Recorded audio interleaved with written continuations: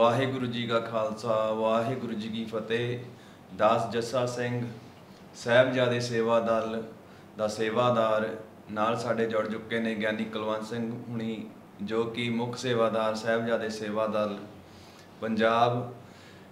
ਗਿਆਨੀ ਜੀ, ਆਪ ਜੀ ਵੱਲੋਂ ਜਿਹੜਾ YouTube ਤੇ ਗੁਰਸਾਖੀ ਪ੍ਰੋਗਰਾਮ ਸ਼ੁਰੂ ਕੀਤਾ ਗਿਆ ਹੈ, ਉਹਦੇ ਨਾਲ ਹੀ ਜੋ ਕਿ ਇਹ ਪ੍ਰੋਗਰਾਮ ਵੀ ਉਹਦੇ ਵਿੱਚ ਜਿਹੜੇ ਤੁਸੀਂ ਸਤਨਾਮ ਦੀ ਗੱਲ ਕੀਤੀ ਸੀਗੀ, ਹਾਂਜੀ, ਕਿ ਗੁਰੂ ਪਾਤਸ਼ਾਹ ਵੱਲੋਂ ਆਪ ਸਾਨੂੰ ਮਿਲਿਆ ਹੈ ਕਿ ਗੁਰ ਮੰਤਰ ਦਾ ਜਾਪ ਕਰਨਾ ਜਾਂ ਮੂਲ ਮੰਤਰ ਦਾ ਜਾਪ ਕਰਨਾ। ਸੋ ਮਹਾਰਾਜ ਜੀ ਨੇ ਪਰਮਾਤਮਾ ਦਾ ਵੈਸੇ ਕੋਈ ਨਾਮ ਨਹੀਂ, ਪਰ ਫਿਰ ਵੀ ਉਹਨਾਂ ਨੇ ਸਾਨੂੰ ਨਾਮ ਦਿੱਤਾ ਆ। ਕਿ ਤੁਸੀਂ ਇਹਦੇ ਬਾਰੇ ਆਪਣਾ ਵਿਚਾਰ ਦੱਸੋਗੇ ਜੀ? ਵਾਹਿਗੁਰੂ ਜੀ ਕਾ ਖਾਲਸਾ ਵਾਹਿਗੁਰੂ ਜੀ ਕੀ ਫਤਿਹ। ਉਹਦੇ ਵਿੱਚ ਭਾਈ ਜੱਸਾ ਸਿੰਘ ਜੀ ਇਸ ਤਰ੍ਹਾਂ ਵੀ ਜਿਵੇਂ ਮੈਂ ਸੰਗਤ ਨੂੰ ਵੀ ਰੂਬਰੂ ਹੋ ਕੇ ਇਹ ਦੱਸਣਾ ਚਾਹੁੰਦਾ ਵੀ ਆਪਾਂ ਹਰ ਰੋਜ਼ ਸ਼ਾਮ ਨੂੰ ਜਿਵੇਂ 6 ਤੋਂ 7 ਵਜੇ ਤੱਕ ਉਹਦੇ ਵਿੱਚ 45 ਕੁ ਮਿੰਟ ਲਾਈਵ ਹੁੰਦਾ ਸੀ। ਥੋੜ੍ਹੇ ਦਿਨਾਂ ਤੋਂ ਆਪਾਂ ਕੀਤਾ ਤੇ ਉਹਦੇ ਵਿੱਚ ਅਧਿਆਤਮਕ ਵਿਸ਼ੇ ਲਏ ਸੀ। ਤੇ ਜਦੋਂ ਵੀ ਆਪਾਂ ਕੋਈ ਪ੍ਰੋਗਰਾਮ ਕਰਨੇ ਆ ਤਾਂ ਉਹਨੂੰ ਨਾਮ ਤੇ ਦੇਣਾ ਪੈਂਦਾ ਹੈ ਵੀ ਇਸ ਪ੍ਰੋਗਰਾਮ ਦਾ ਨਾਂ ਹੈ। ਆਪਾਂ ਉਹਨੂੰ ਨਾਂ ਦਿੱਤਾ ਸੀ ਗੁਰਸਾਖੀ। ਹਾਂਜੀ, ਉਹਦੇ ਵਿੱਚ ਆਪਾਂ ਸ਼ੁਰੂ ਤੋਂ ਲੈ ਕੇ ਅਧਿਆਤਮ ਵਿਸ਼ੇ ਵਿਚਾਰਦੇ ਰਹੇ ਹਾਂ। ਤੇ ਜਿਹਦੇ ਵਿੱਚ ਕੱਲ੍ਹ ਦਾ ਜਿਹੜਾ ਵਿਸ਼ਾ ਸੀ ਉਹ ਜਿਵੇਂ ਕਿ ਮੈਨੂੰ ਯਾਦ ਹੈ ਜਿੰਨਾ, ਹਾਂਜੀ, ਉਹ ਵਿਸ਼ਾ ਸੀ ਕਿ ਪਹਿਲਾਂ ਆਪਾਂ ਸਿਮਰਨ ਦੀਆਂ ਹੋਰ ਵੀ ਬੰਦੇ ਦਾ ਸੁਭਾਅ ਕਿਵੇਂ ਦਾ ਹੋਣਾ ਚਾਹੀਦਾ ਜਦੋਂ ਉਹ ਸਿਮਰਨ ਕਰਦਾ, ਆਪਣੇ ਮਨ ਦੇ ਉੱਤੇ ਕਿਵੇਂ ਦੀ ਸਾਡੀ ਅਵਸਥਾ ਹੋਣੀ ਚਾਹੀਦੀ, ਸਰੀਰ ਦਾ ਰਹਿਣ ਸਹਿਣ ਕਿਵੇਂ ਦਾ ਹੋਣਾ ਚਾਹੀਦਾ। ਇਹ ਸਾਰੀਆਂ ਗੱਲਾਂ ਉਹਦੇ ਵਿੱਚ ਪਿਛਲੇ 10 ਦਿਨਾਂ ਤੋਂ ਚੱਲ ਰਹੀਆਂ ਨੇ। ਜਿਹੜੇ ਸੰਗਤ ਸੁਣਦੀ ਹੈ ਉਹਨਾਂ ਨੂੰ ਪਤਾ ਹੋਣਾ YouTube ਚੈਨਲ ਦੇ ਉੱਤੇ। ਹਾਂਜੀ, ਤਾਂ ਕੱਲ੍ਹ ਜਿਹੜਾ ਵਿਸ਼ਾ ਚੱਲਿਆ ਸੀ ਉਹਦੇ ਵਿੱਚ ਇਹ ਸੀ ਕਿ ਗੁਰੂ ਸਾਹਿਬ ਨੇ ਨਾਮ ਦੀ ਬਹੁਤ ਮਹਿਮਾ ਕੀਤੀ ਬਾਣੀ ਵਿੱਚ। ਹਾਂਜੀ, ਕਿ ਨਾਮ ਹੀ ਹੈ ਜਿਹੜਾ ਬੰਦੇ ਦੀ ਸੁਰਤੀ ਨੂੰ ਇੱਥੋਂ ਇਸ ਭਵ ਜਲ ਵਿੱਚੋਂ, ਸਾਗਰ ਵਿੱਚੋਂ, ਸਮੁੰਦਰ ਜਿਹਦੇ ਵਿੱਚ ਕਿ ਆਪਾਂ ਜੀ ਰਹੇ ਹਾਂ, ਹਾਂਜੀ, ਤੇ ਉਹਦਾ ਅਭਿਆਸ ਜਿਹੜਾ ਨਾਮ ਦਾ ਉਹ ਕਰਕੇ ਤੇ ਉਹ ਬੰਦਾ ਇਹਦੇ ਚੋਂ ਪਾਰ ਜਾ ਸਕਦਾ ਤੇ ਇੱਥੇ ਵੀ ਰਹਿ ਸਕਦਾ ਹੈ, ਸੰਸਾਰ ਦੇ ਕੰਮ ਵੀ ਕਰ ਸਕਦਾ ਹੈ। ਨਾਮ ਵਿੱਚ ਇੰਨੀ ਸ਼ਕਤੀ। ਪਰ ਕਿਤੇ ਕਿਤੇ ਬਾਣੀ ਦੇ ਵਿੱਚ ਇਹ ਵੀ ਆਇਆ ਕਿ ਪਰਮਾਤਮਾ ਦੇ ਕਈ ਨਾਮ ਆਏ ਨੇ। ਹਾਂਜੀ, ਤੇ ਕੱਲ੍ਹ ਆਪਾਂ ਇਹ ਵਿਚਾਰਿਆ ਸੀ ਕਿ ਨਾਮ ਜਿਹੜਾ ਹੈ ਉਹ ਹੈ ਕੀ ਹੈ, ਪਹਿਲੀ ਗੱਲ। ਹਾਂਜੀ, ਤਾਂ ਉਹਦੇ ਵਿੱਚ ਕੱਲ੍ਹ ਦੇ ਵਿਸ਼ੇ ਵਿੱਚ ਇਹ ਗੱਲ ਆਈ ਸੀ ਕਿ ਨਾਮ ਮੇਰੇ ਜਿਹੜੇ ਹੁਣ ਤੱਕ ਦੇ ਤਜਰਬੇ ਦੇ ਮੁਤਾਬਕ ਉਹ ਚੀਜ਼ ਹੈ ਜਿਹੜੀ 10 ਗੁਰੂ ਸਾਹਿਬ ਦੇ ਅੰਦਰ ਅਧਿਆਤਮਕ ਪਾਵਰ ਸੀ, ਅਧਿਆਤਮਕ ਖਜ਼ਾਨਾ ਸੀ, ਔਰ ਉਹਨਾਂ ਨੇ ਉਹ ਸੰਸਾਰ ਨੂੰ ਵੰਡਣਾ ਸੀ। ਹਾਂਜੀ, ਤੇ ਵੰਡਣ ਦਾ ਜਿਹੜਾ ਸਿਲਸਿਲਾ ਸੀ, ਵੰਡਣ ਦਾ ਜਿਹੜਾ ਤਰੀਕਾ ਸੀ, ਤੇ ਜਿਹੜੀ ਚੀਜ਼ ਦੀ ਵਰਤੋਂ ਕੀਤੀ ਗਈ ਉਸ ਖਜ਼ਾਨੇ ਨੂੰ ਵੰਡਣ ਵਾਸਤੇ, ਉਹ ਅੱਖਰ ਸਨ, ਉਹ ਗੁਰਬਾਣੀ ਸੀ, ਉਹ ਨਾਮ ਸੀ। ਠੀਕ। ਤੇ ਜਿਵੇਂ ਹੁਣ ਅਸੀਂ ਹੁਣ ਗੁਰੂ ਵਾਲੇ ਬਣਨੇ ਆ, ਗੁਰੂ ਗ੍ਰੰਥ ਸਾਹਿਬ ਨੂੰ, ਮਹਾਰਾਜ ਜੀ ਨੂੰ ਅਸੀਂ ਗੁਰੂ ਧਾਰਨ ਕਰਨੇ ਆ, ਤਾਂ ਉਸ ਟਾਈਮ 10 ਗੁਰੂਆਂ ਦੇ ਟਾਈਮ ਦੇ ਉੱਤੇ ਗੁਰੂ ਸਾਹਿਬ ਡਾਇਰੈਕਟ ਇੱਕੋ ਥਾਂ 'ਤੇ ਹੀ ਦੇਹ ਤੇ ਸ਼ਬਦ ਇਕੱਠਾ ਹੀ ਸੀ। 7 ਵਜੇ ਉਸ ਟਾਈਮ ਦਾ ਤੇ ਇਸ ਟਾਈਮ ਦਾ ਇੰਨਾ ਕੁ ਫਰਕ ਹੈ। ਹਾਂਜੀ, ਕਿ ਉਸ ਟਾਈਮ 'ਤੇ ਜਿਹੜੀ ਬੋਡੀ ਸਿਸਟਮ ਸੀ ਤੇ ਜਿਹੜਾ ਸ਼ਬਦ ਜੋਤ ਸੀ ਉਹ ਇੱਕੋ ਥਾਂ 'ਤੇ ਮਿਕਸ ਸੀ, ਯਾਨੀ ਕਿ ਸਰੀਰ ਦੇ ਅੰਦਰ ਹੀ ਜੋਤ ਸੀ ਜਾਂ ਗੁਰਬਾਣੀ ਸੀ।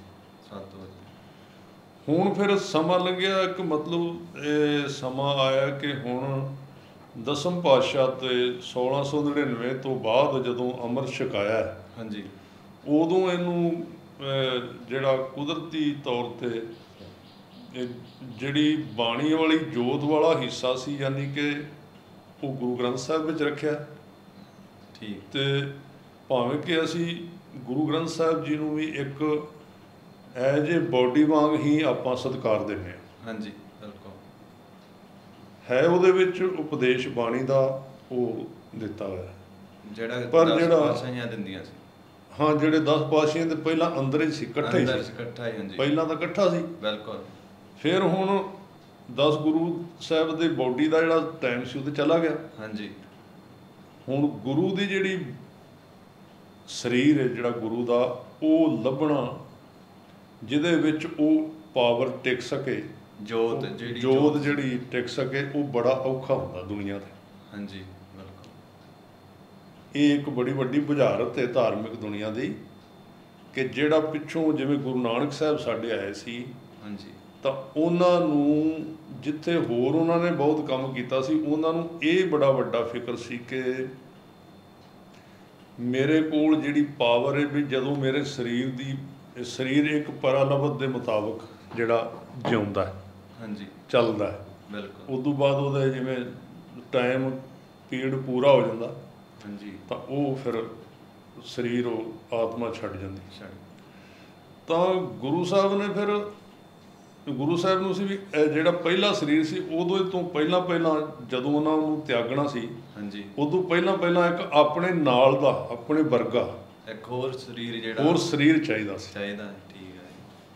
ਗੁਰੂ ਸਾਹਿਬ ਨੇ ਉਹ ਲੱਭਿਆ, ਲੱਭ ਕੇ ਹੁਣ ਵੇਖੋ ਸਿੱਖ ਉਦੋਂ ਕਿੰਨੇ ਸਨ ਗੁਰੂ ਨਾਨਕ ਸਾਹਿਬ ਦੇ ਟਾਈਮ ਦੇ ਉੱਤੇ। ਹਾਂਜੀ। ਬਾਬਾ ਬੁੱਢਾ ਜੀ ਸਨ, ਭਾਈ ਜੀਤਾ ਜੀ ਸਨ, ਹੋਰ ਬੜੇ ਸਿੱਖ ਸਨ। ਹਾਂਜੀ। ਪਰ ਗੁਰੂ ਜੋਤ ਜਿਹੜੀ ਸੀ ਉਹ ਭਾਈ ਲਹਿਣੇ ਜੀ ਵਿੱਚ ਟਿਕਾਈ, ਕਿਉਂਕਿ ਉਹ ਸਰੀਰ ਸਪੈਸ਼ਲ ਸਿੱਖ ਜਗਤ ਵਿੱਚ ਇਹ ਮੰਨਿਆ ਜਾਂਦਾ ਕਿ 10 ਸਰੀਰ ਜਿਹੜੇ ਉਹ ਸਪੈਸ਼ਲ ਆਏ ਸੀ ਧਰਤੀ ਦੇ ਉੱਤੇ, ਉਹਨਾਂ ਦੇ ਵਿੱਚ ਹੀ ਗੁਰੂ ਜੋਤ ਟਿਕ ਸਕਦੀ ਸੀ, ਹੋਰ ਕਿਸੇ ਥਾਂ ਤੇ ਨਹੀਂ ਸੀ ਟਿਕ ਸਕਦੀ। ਠੀਕ ਹੈ ਜੀ। ਤਾਂ ਗੁਰੂ ਸਾਹਿਬ ਨੇ ਭਾਈ ਲਹਿਣੇ ਵਿੱਚ ਜੋਤ ਟਿਕਾ ਦਿੱਤੀ। ਉਹ ਜੋਤ ਦਾ ਮਤਲਬ ਹੈ ਸ਼ਬਦ ਦੀ ਪਾਵਰ, ਭਾਵੇਂ ਅਸੀਂ ਉਹਨੂੰ ਆਤਮਾ ਕਹਿ ਦਿੰਦੇ ਹਾਂ। ਠੀਕ ਹੈ ਜੀ। ਬਈ ਜੋ ਕੁਝ ਗੁਰੂ ਨਾਨਕ ਸਾਹਿਬ ਦੇ ਅੰਦਰ ਸੀ, ਉਹ ਉਹਨਾਂ ਨੇ ਗੁਰੂ ਅੰਗਦ ਦੇਵ ਜੀ ਦੇ ਵਿੱਚ ਟਿਕਾ ਦਿੱਤੀ। ਠੀਕ। ਇਹ ਇੱਕ ਬੜਾ ਲੰਮਾ ਚੌੜਾ ਵਿਸ਼ਾ, ਆਪਾਂ ਇਹਦੇ ਉੱਤੇ ਫਿਰ ਵਿਚਾਰ ਕਰਾਂਗੇ ਵੀ ਇਹ ਕੀ ਉਹ ਇਕੱਲੀ ਸਿੱਖਿਆ ਸੀ, ਜਿਵੇਂ ਕਿ ਭੁਲੇਖੇ ਵਿੱਚ ਜਿਹੜੇ ਪ੍ਰਚਾਰਕ ਪੈ ਗਏ ਜਾਂ ਜਿਹੜੇ ਧਾਰਮਿਕ ਬੰਦੇ ਪੈ ਗਏ, ਉਹਨਾਂ ਨੇ ਇੱਕ ਇਹਨੂੰ ਇਸ ਤਰ੍ਹਾਂ ਲਿਆਇਆ ਕਿ ਗੁਰੂ ਨਾਨਕ ਦੇਵ ਜੀ ਨੂੰ ਜੋ ਕੁਝ ਸਮਝ ਆਇਆ ਸੀ, ਹਾਂਜੀ, ਜਾਂ ਉਹ ਇੱਕ ਸਮਾਜ ਸੁਧਾਰਕ ਸਨ, ਜਾਂ ਉਹ ਲੋਕਾਂ ਨੂੰ ਸਮਾਜਿਕ ਤੌਰ ਤੇ, ਦਿਮਾਗੀ ਤੌਰ ਤੇ ਜਿਉਣ ਦੀ ਜਾਚ ਦੱਸ ਰਹੇ ਸਨ। ਜਿੱਦਾਂ ਕਿ ਅੱਜ ਕੱਲ੍ਹ ਬਹੁਤ ਗਿਆਨ ਦੀ ਗੱਲ ਕਰ ਰਹੇ ਆ। ਹਾਂ, ਇਹ ਜਿਹੜੇ ਮਤਲਬ ਅਸਲ ਵਿੱਚ ਨਾ ਇਹ ਗੁਰੂ ਸਾਹਿਬ ਦੀ ਗੱਲ ਨੂੰ ਸਮਝਣਾ ਹੀ ਬੜਾ ਔਖਾ ਹੈ ਵੀ ਉਹਨਾਂ ਨੇ ਖੇਡ ਕੀ ਖੇਡੀ। ਹਾਂਜੀ। ਹੁਣ ਭੁਲੇਖਾ ਇਹ ਪੈ ਗਿਆ ਵੀ ਸ਼ਾਇਦ ਗੁਰੂ ਨਾਨਕ ਦੇਵ ਜੀ ਨੇ ਇੱਕ ਅਧਿਆਪਕ ਵਾਂਗੂ, ਇੱਕ ਟੀਚਰ ਵਾਂਗੂ ਭਾਈ ਲਹਿਣਾ ਜੀ ਨੂੰ ਮਤਲਬ ਸਮਝਾਇਆ ਵੀ ਇਹ ਮਨੁੱਖ ਦਾ ਜੀਵਨ ਹੁੰਦਾ ਹੈ। ਹਾਂਜੀ। ਆਪਣੇ ਦਿਮਾਗ ਵਿੱਚੋਂ ਕੱਢਿਆ ਤੇ ਉਹਨਾਂ ਦੇ ਦਿਮਾਗ ਵਿੱਚ ਸਮਝ ਪਾ ਦਿੱਤੀ, ਜਦ ਕਿ ਇਹ ਸਮਝਣ ਵਾਲਾ ਵਿਸ਼ਾ ਨਹੀਂ, ਇਹ ਰੋਂਗ ਹੈ, ਗਲਤ ਹੈ, ਇਹ ਜਿਹੜੀ ਸੋਚ ਹੈ ਗਲਤ ਹੈ। ਠੀਕ ਹੈ। ਹਾਂ, ਕੁਝ ਹਿੱਸਾ ਉਸ ਪਾਵਰ ਦਾ ਇੰਜ ਕਹਿ ਲਓ ਵੀ 10% ਸਮਝਣਾ ਤੇ ਸਮਝ ਦੇਣੀ ਹੈ ਵੇ। ਹਾਂਜੀ। ਇਹ ਅਸੀਂ ਵੀ ਮੰਨਦੇ ਹਾਂ, ਪਰ ਜਿਹੜਾ 90% ਹੈ ਉਹ ਪਾਵਰ ਹੈ, ਆਤਮਾ ਦੀ ਪਾਵਰ ਜਿਹੜੀ। ਠੀਕ ਹੈ। ਹੁਣ ਕਈ ਲੋਕ ਇੱਥੇ ਇਹ ਸਵਾਲ ਕਰਦੇ ਨੇ ਭਾਈ ਜੱਸਾ ਸਿੰਘ ਜੀ ਕਿ ਫਿਰ ਜੇ ਗੁਰੂ ਸਾਹਿਬ ਨੇ ਆਪਣੀ ਜੋਤ ਕੱਢ ਕੇ ਅੱਗੇ ਪਾਈ ਸੀ ਤਾਂ ਉਹਨਾਂ ਦਾ ਸਰੀਰ ਤਾਂ ਫਿਰ ਵੀ ਜਿਉਂਦਾ ਰਿਹਾ। ਹਾਂਜੀ। ਹੁਣ ਇਹ ਨਾ ਇੱਕ ਵੇਖੋ, ਇਹਦੇ ਉੱਤੇ ਅੱਜ ਕੱਲ੍ਹ ਇਹਨੂੰ ਡਿਬੇਟ ਕਹਿੰਦੇ ਨੇ। ਡਿਬੇਟ ਨਹੀਂ ਹੋਣੀ ਚਾਹੀਦੀ, ਇਹਦੇ ਉੱਤੇ ਵਿਚਾਰ, ਯਾਨੀ ਕਿ ਇਹਦੇ ਉੱਤੇ ਸੰਵਾਦ ਹੋਣਾ ਚਾਹੀਦਾ ਵੀ ਇਹ ਗੱਲਾਂ ਕੀ ਨੇ। ਠੀਕ ਹੈ। ਜੋਤ ਗੁਰੂ ਸਾਹਿਬ ਵਿੱਚ ਇਹ ਪਾਵਰ ਹੁੰਦੀ ਹੈ, ਜਿਹੜਾ ਗੁਰੂ ਹੁੰਦਾ ਉਹਦੇ 'ਚ ਪਾਵਰ ਹੁੰਦੀ ਹੈ ਕਿ ਉਹ ਆਪਣੇ ਵਰਗੀ ਇੱਕ ਨਹੀਂ, ਕਈ ਸਰੀਰਾਂ ਵਿੱਚ ਹੋਰ ਅੱਗੇ ਜੋਤ ਪਾ ਸਕਦਾ, ਪਰ ਉਹ ਆਪਣਾ ਸਰੀਰ ਵੀ ਉਹਦਾ ਉਸ ਤਰ੍ਹਾਂ ਹੀ ਚੱਲਦਾ। ਉਹਦੀ ਪਾਵਰ ਇਹ ਭਾਈ ਗੁਰਦਾਸ ਜੀ ਨੇ ਇਹਨੂੰ ਸਿੱਧ ਕੀਤਾ ਹੈ। ਭਾਈ ਗੁਰਦਾਸ ਜੀ ਨੇ ਕਿਹਾ ਵੀ ਗੁਰੂ ਨਾਨਕ ਦੇਵ ਜੀ ਤੋਂ ਗੁਰੂ ਅੰਗਦ ਦੇਵ ਜੀ ਇਸ ਤਰ੍ਹਾਂ ਗੁਰੂ ਬਣੇ ਜਿਵੇਂ ਦੀਵੇ ਤੇ ਜੋ ਦੀਵਾ ਬਲਿਆ। ਠੀਕ ਹੈ। ਕਿ ਇੱਕ ਦੀਵੇ ਨੇ ਦੂਜਾ ਦੀਵਾ ਜਗਾ ਦਿੱਤਾ। ਠੀਕ ਹੈ। ਹੁਣ ਉਹ ਉਦਾਹਰਨ ਕਿਉਂ ਦਿੱਤੀ? ਕੱਲ ਪਿੱਛੇ ਜੇ ਮੈਂ ਪਿਛਲੇ ਦਿਨਾਂ ਵਿੱਚ ਇੱਕ ਵਿਚਾਰ ਵੀ ਕੀਤੀ ਸੀ ਵੀ ਗੁਰੂ ਨੂੰ ਜੋਤ ਕਿਉਂ ਕਿਹਾ ਹੈ, ਇਹਦਾ ਕੀ ਕਾਰਨ ਹੈ। ਹਾਂਜੀ। ਜੋਤ ਦਾ ਮਤਲਬ ਇਹ ਹੁੰਦਾ ਹੈ ਵੀ ਜਿਵੇਂ ਪਿਛਲਾ ਦੀਵਾ ਅਗਲੇ ਨੂੰ ਜਗਾਉਂਦਾ ਹੈ, ਤੇ ਪਿਛਲੇ ਦੀਵੇ ਦਾ ਚਾਨਣ ਘਟਦਾ ਨਹੀਂ, ਤੇ ਅਗਲਾ ਪੂਰਾ ਉਸੇ ਤੇ ਜਿੰਨਾ ਜਗ ਜਾਂਦਾ ਹੈ। ਬਿਲਕੁਲ ਜੀ। ਅੱਛਾ, ਉਹ ਜਿਹੜੀ ਜੋਤ ਸੀ ਗੁਰੂ ਅੰਗਦ ਦੇਵ ਜੀ ਦੇ ਵਿੱਚ, ਪਾਵਰ ਸੀ ਜਿਹੜੀ ਆਤਮਾ ਦੀ, ਹਾਂਜੀ, ਸਪਿਰਚੁਅਲ ਜਿਹੜੀ ਅਧਿਆਤਮਕ ਸ਼ਕਤੀ, ਹਾਂਜੀ, ਇਸ ਲਈ ਉਹਨੂੰ ਜੋਤ ਕਿਹਾ ਗਿਆ ਹੈ। ਆਪਾਂ ਇਹ ਨਹੀਂ ਕਹਿੰਦੇ ਵੀ ਹੁਣ ਜਿਵੇਂ ਜੋਤ ਦੀ ਗੱਲ ਚੱਲਦੀ ਹੈ, ਜਿਵੇਂ ਜੋਤ ਜਿਹੜੀ ਬਾਹਰੀ ਤੌਰ 'ਤੇ ਆਪਾਂ ਜਗਾਉਂਦੇ ਹਾਂ, ਜਾਂ ਕਈ ਲੋਕ ਜੋਤ ਬਾਰੇ ਬਹੁਤ ਵਿਵਾਦ ਕਰਦੇ ਨੇ, ਜਾਂ ਵੀ ਇਹ ਨਹੀਂ ਚਾਹੀਦੀ, ਜਾਂ ਕੁਝ ਵੀ ਚੱਲਦਾ। ਹਾਂਜੀ। ਤਾਂ ਉਹ ਆਪਾਂ ਜਦੋਂ ਬਾਹਰ ਕਹਿੰਦੇ ਹਾਂ ਵੀ ਜੋਤ ਮਤਲਬ ਜੋਤ ਜਗਾਈ ਹੈ, ਜੋਤ ਜਗਾਇਆ ਨਹੀਂ ਕਹਿੰਦੇ, ਜਗਾਈ ਕਹਿੰਦੇ ਆ, ਜਗਾਈ ਕਹਿੰਦੇ ਆ। ਇਸਤਰੀ ਲਿੰਗ ਹੈ ਜਿਹੜਾ। ਬਿਲਕੁਲ।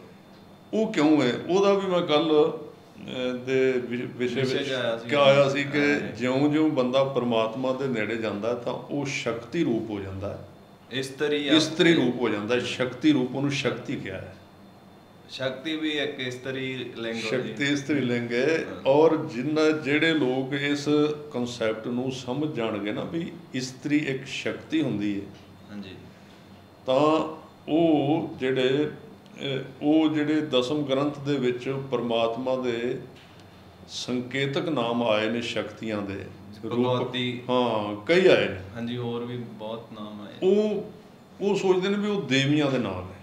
ਹਾਂਜੀ। ਜਿੱਥੋਂ ਇੱਕ ਦਸਮ ਪਾਤਸ਼ਾਹ ਦੀ ਬਾਣੀ ਨੂੰ ਸਮਝਣ ਦੇ ਵਿੱਚ ਬੜਾ ਵੱਡਾ ਇੱਕ ਭੁਲੇਖਾ ਪੈਂਦਾ, ਤੇ ਅੱਜ ਕੱਲ੍ਹ ਤੇ ਜਿਹਨੂੰ ਕੁਝ ਨਹੀਂ ਆਉਂਦਾ ਉਹ ਦਸਮ ਗ੍ਰੰਥ ਦੀ ਬਾਣੀ ਬਾਰੇ ਸੋਚਦਾ ਵੀ ਇਹਦੀ ਗੱਲ ਕਰੋ, ਵੀ ਇਹਦੇ ਨਾਲ ਮੈਂ ਰੌਲੇ ਵਿੱਚ ਆ ਜਾਵਾਂਗਾ, ਹਾਂਜੀ, ਤੇ ਮੇਰਾ ਲੋਕ ਜਾਣਦੇ। ਅਰਦਾਸ ਨੂੰ ਵੀ ਕਈ ਬੜਾ ਕੁਝ ਹੈ। ਹਾਂਜੀ। ਪਰ ਹੁਣ ਚੱਕਰ ਇਹ ਪੈ ਗਿਆ ਭਾਈ ਜਸਾ ਸਿੰਘ ਜੀ ਵੀ ਹੁਣ ਇਹ ਵਿੱਦਿਆ ਬਹੁਤ ਵੱਡੀ ਸੀ। ਹਾਂਜੀ। ਧਰਮ ਦੀ ਵਿੱਦਿਆ ਜਿਹੜੀ ਸੀ ਬਹੁਤ ਵੱਡੀ ਵਿੱਦਿਆ ਸੀ, ਕਿ ਜਿਵੇਂ ਆਪਾਂ ਕਿਸੇ ਦਵਾਈ ਬਾਰੇ, ਜਿਹੜੀ ਦਵਾਈ ਆਈ ਹੈ, ਤਾਂ ਆਪਾਂ ਉਹਨੂੰ ਪਰਫੈਕਟ ਜਿਹੜਾ ਉਹਦਾ ਡਾਕਟਰ ਹੈ ਉਹਨੂੰ ਦਿਖਾਉਣ ਤੋਂ ਬਿਨਾਂ ਆਪਾਂ ਉਹ ਦਵਾਈ ਕਿਸੇ ਨੂੰ ਨਹੀਂ ਦਿੰਦੇ। ਬਿਲਕੁਲ। ਕਿਉਂ ਨਹੀਂ ਉਹਨੂੰ ਦਿਖਾਉਣ ਤੋਂ ਬਿਨਾਂ ਦਿੰਦੇ? ਕਿਉਂਕਿ ਉਸ ਜਿਹੜਾ ਡਾਕਟਰ ਹੈ ਉਹਨੇ ਉਹਦੇ ਉੱਤੇ 20-25 ਸਾਲ ਦੀ ਖੋਜ ਕੀਤੀ ਹੈ। ਬਿਲਕੁਲ। ਤਜਰਬਾ ਹੈ, ਤੇ ਤਾਂ ਉਹ ਦਵਾਈ ਬਾਰੇ ਉਹ ਦੱਸੇਗਾ। ਜਿਹੜੀ ਦਵਾਈ ਹੈ ਕਿ ਇਹ ਨਹੀਂ ਵੀ ਉੱਥੋਂ ਮਤਲਬ ਕੋਈ ਰੇਲਵੇ 'ਚੋਂ ਰਿਟਾਇਰ ਹੋ ਗਿਆ ਤੇ ਉਹ ਦਵਾਈ ਬਾਰੇ ਦੱਸਣ ਲੱਗ ਪਏ। ਮਾੜੀਆਂ ਮੋਟੀਆਂ ਦਵਾਈਆਂ ਬਾਰੇ ਆਪਾਂ ਦੱਸ ਸਕਦੇ ਹਾਂ, ਛੋਟੀਆਂ ਮੋਟੀਆਂ ਬਾਰੇ ਆਪਾਂ ਆਮ ਬੰਦੇ ਜਿਵੇਂ ਵੀ ਆਹ ਦਵਾਈ ਪੈਰਾ ਸਿਰ ਪਿੱਟ ਦੀ ਦਵਾਈ ਆ ਫਲਾਣੀ, ਇਹ ਤੇ ਛੋਟੀਆਂ ਮੋਟੀਆਂ ਨੇ ਕੋਈ। ਪਰ ਜਦੋਂ ਵੱਡੀ ਬਿਮਾਰੀ ਕੋਈ ਹੈ ਤੇ ਵੱਡੀ ਦਵਾਈ ਦੀ ਗੱਲ ਕਰੋਗੇ ਤਾਂ ਉਹਦੇ ਵਿੱਚ ਤੁਹਾਨੂੰ ਇੱਕ ਉਸ ਡਾਕਟਰ ਦੇ ਤੋਂ ਪਾਸ ਕਰਾਉਣਾ ਪਏਗਾ। ਉਹ ਸਪੈਸ਼ਲਿਸਟ ਆ ਜਿਹੜਾ, ਸਪੈਸ਼ਲਿਸਟ ਉਹਦੇ ਤੇ ਉਹਨੇ ਕੰਮ ਕੀਤਾ, ਕਮਾਈ ਕੀਤੀ ਆ ਉਹਦੀ, ਕਮਾਈ ਕੀਤੀ। ਹੁਣ ਇੱਧਰ ਕੀ ਹੋਇਆ ਧਰਮ ਦੇ ਵਿੱਚ? ਇੱਧਰ ਇਹ ਹੋਇਆ ਕਿ ਕੰਮ ਬੰਦਾ ਕਰਦਾ ਰਿਹਾ ਰੇਲਵੇ ਵਿੱਚ, ਕੰਮ ਬੰਦਾ ਕਰਦਾ ਰਿਹਾ ਰੋਡਵੇਜ ਵਿੱਚ, ਕੰਮ ਬੰਦਾ ਕਰਦਾ ਰਿਹਾ ਐਜੂਕੇਸ਼ਨ ਵਿੱਚ, ਬੱਚੇ ਪੜ੍ਹਾਉਂਦਾ ਰਿਹਾ, ਹਾਂਜੀ, ਕੰਮ ਕਰਦਾ ਰਿਹਾ ਹਸਪੀਟਲ ਵਿੱਚ, ਡਾਕਟਰ ਬਣਿਆ ਰਿਹਾ, ਕੰਮ ਬੰਦਾ ਕਰਦਾ ਰਿਹਾ ਟਰੱਕ ਚਲਾਉਂਦਾ ਰਿਹਾ, ਹਾਂਜੀ, ਜਾਂ ਇਲੈਕਟ੍ਰੀਸ਼ੀਅਨ ਸੀ ਉਹ, ਜਾਂ ਕੋਈ ਹੋਰ ਦੁਨੀਆ ਦੇ ਜਿੰਨੇ ਕੰਮ ਕਰਦਾ ਸੀ।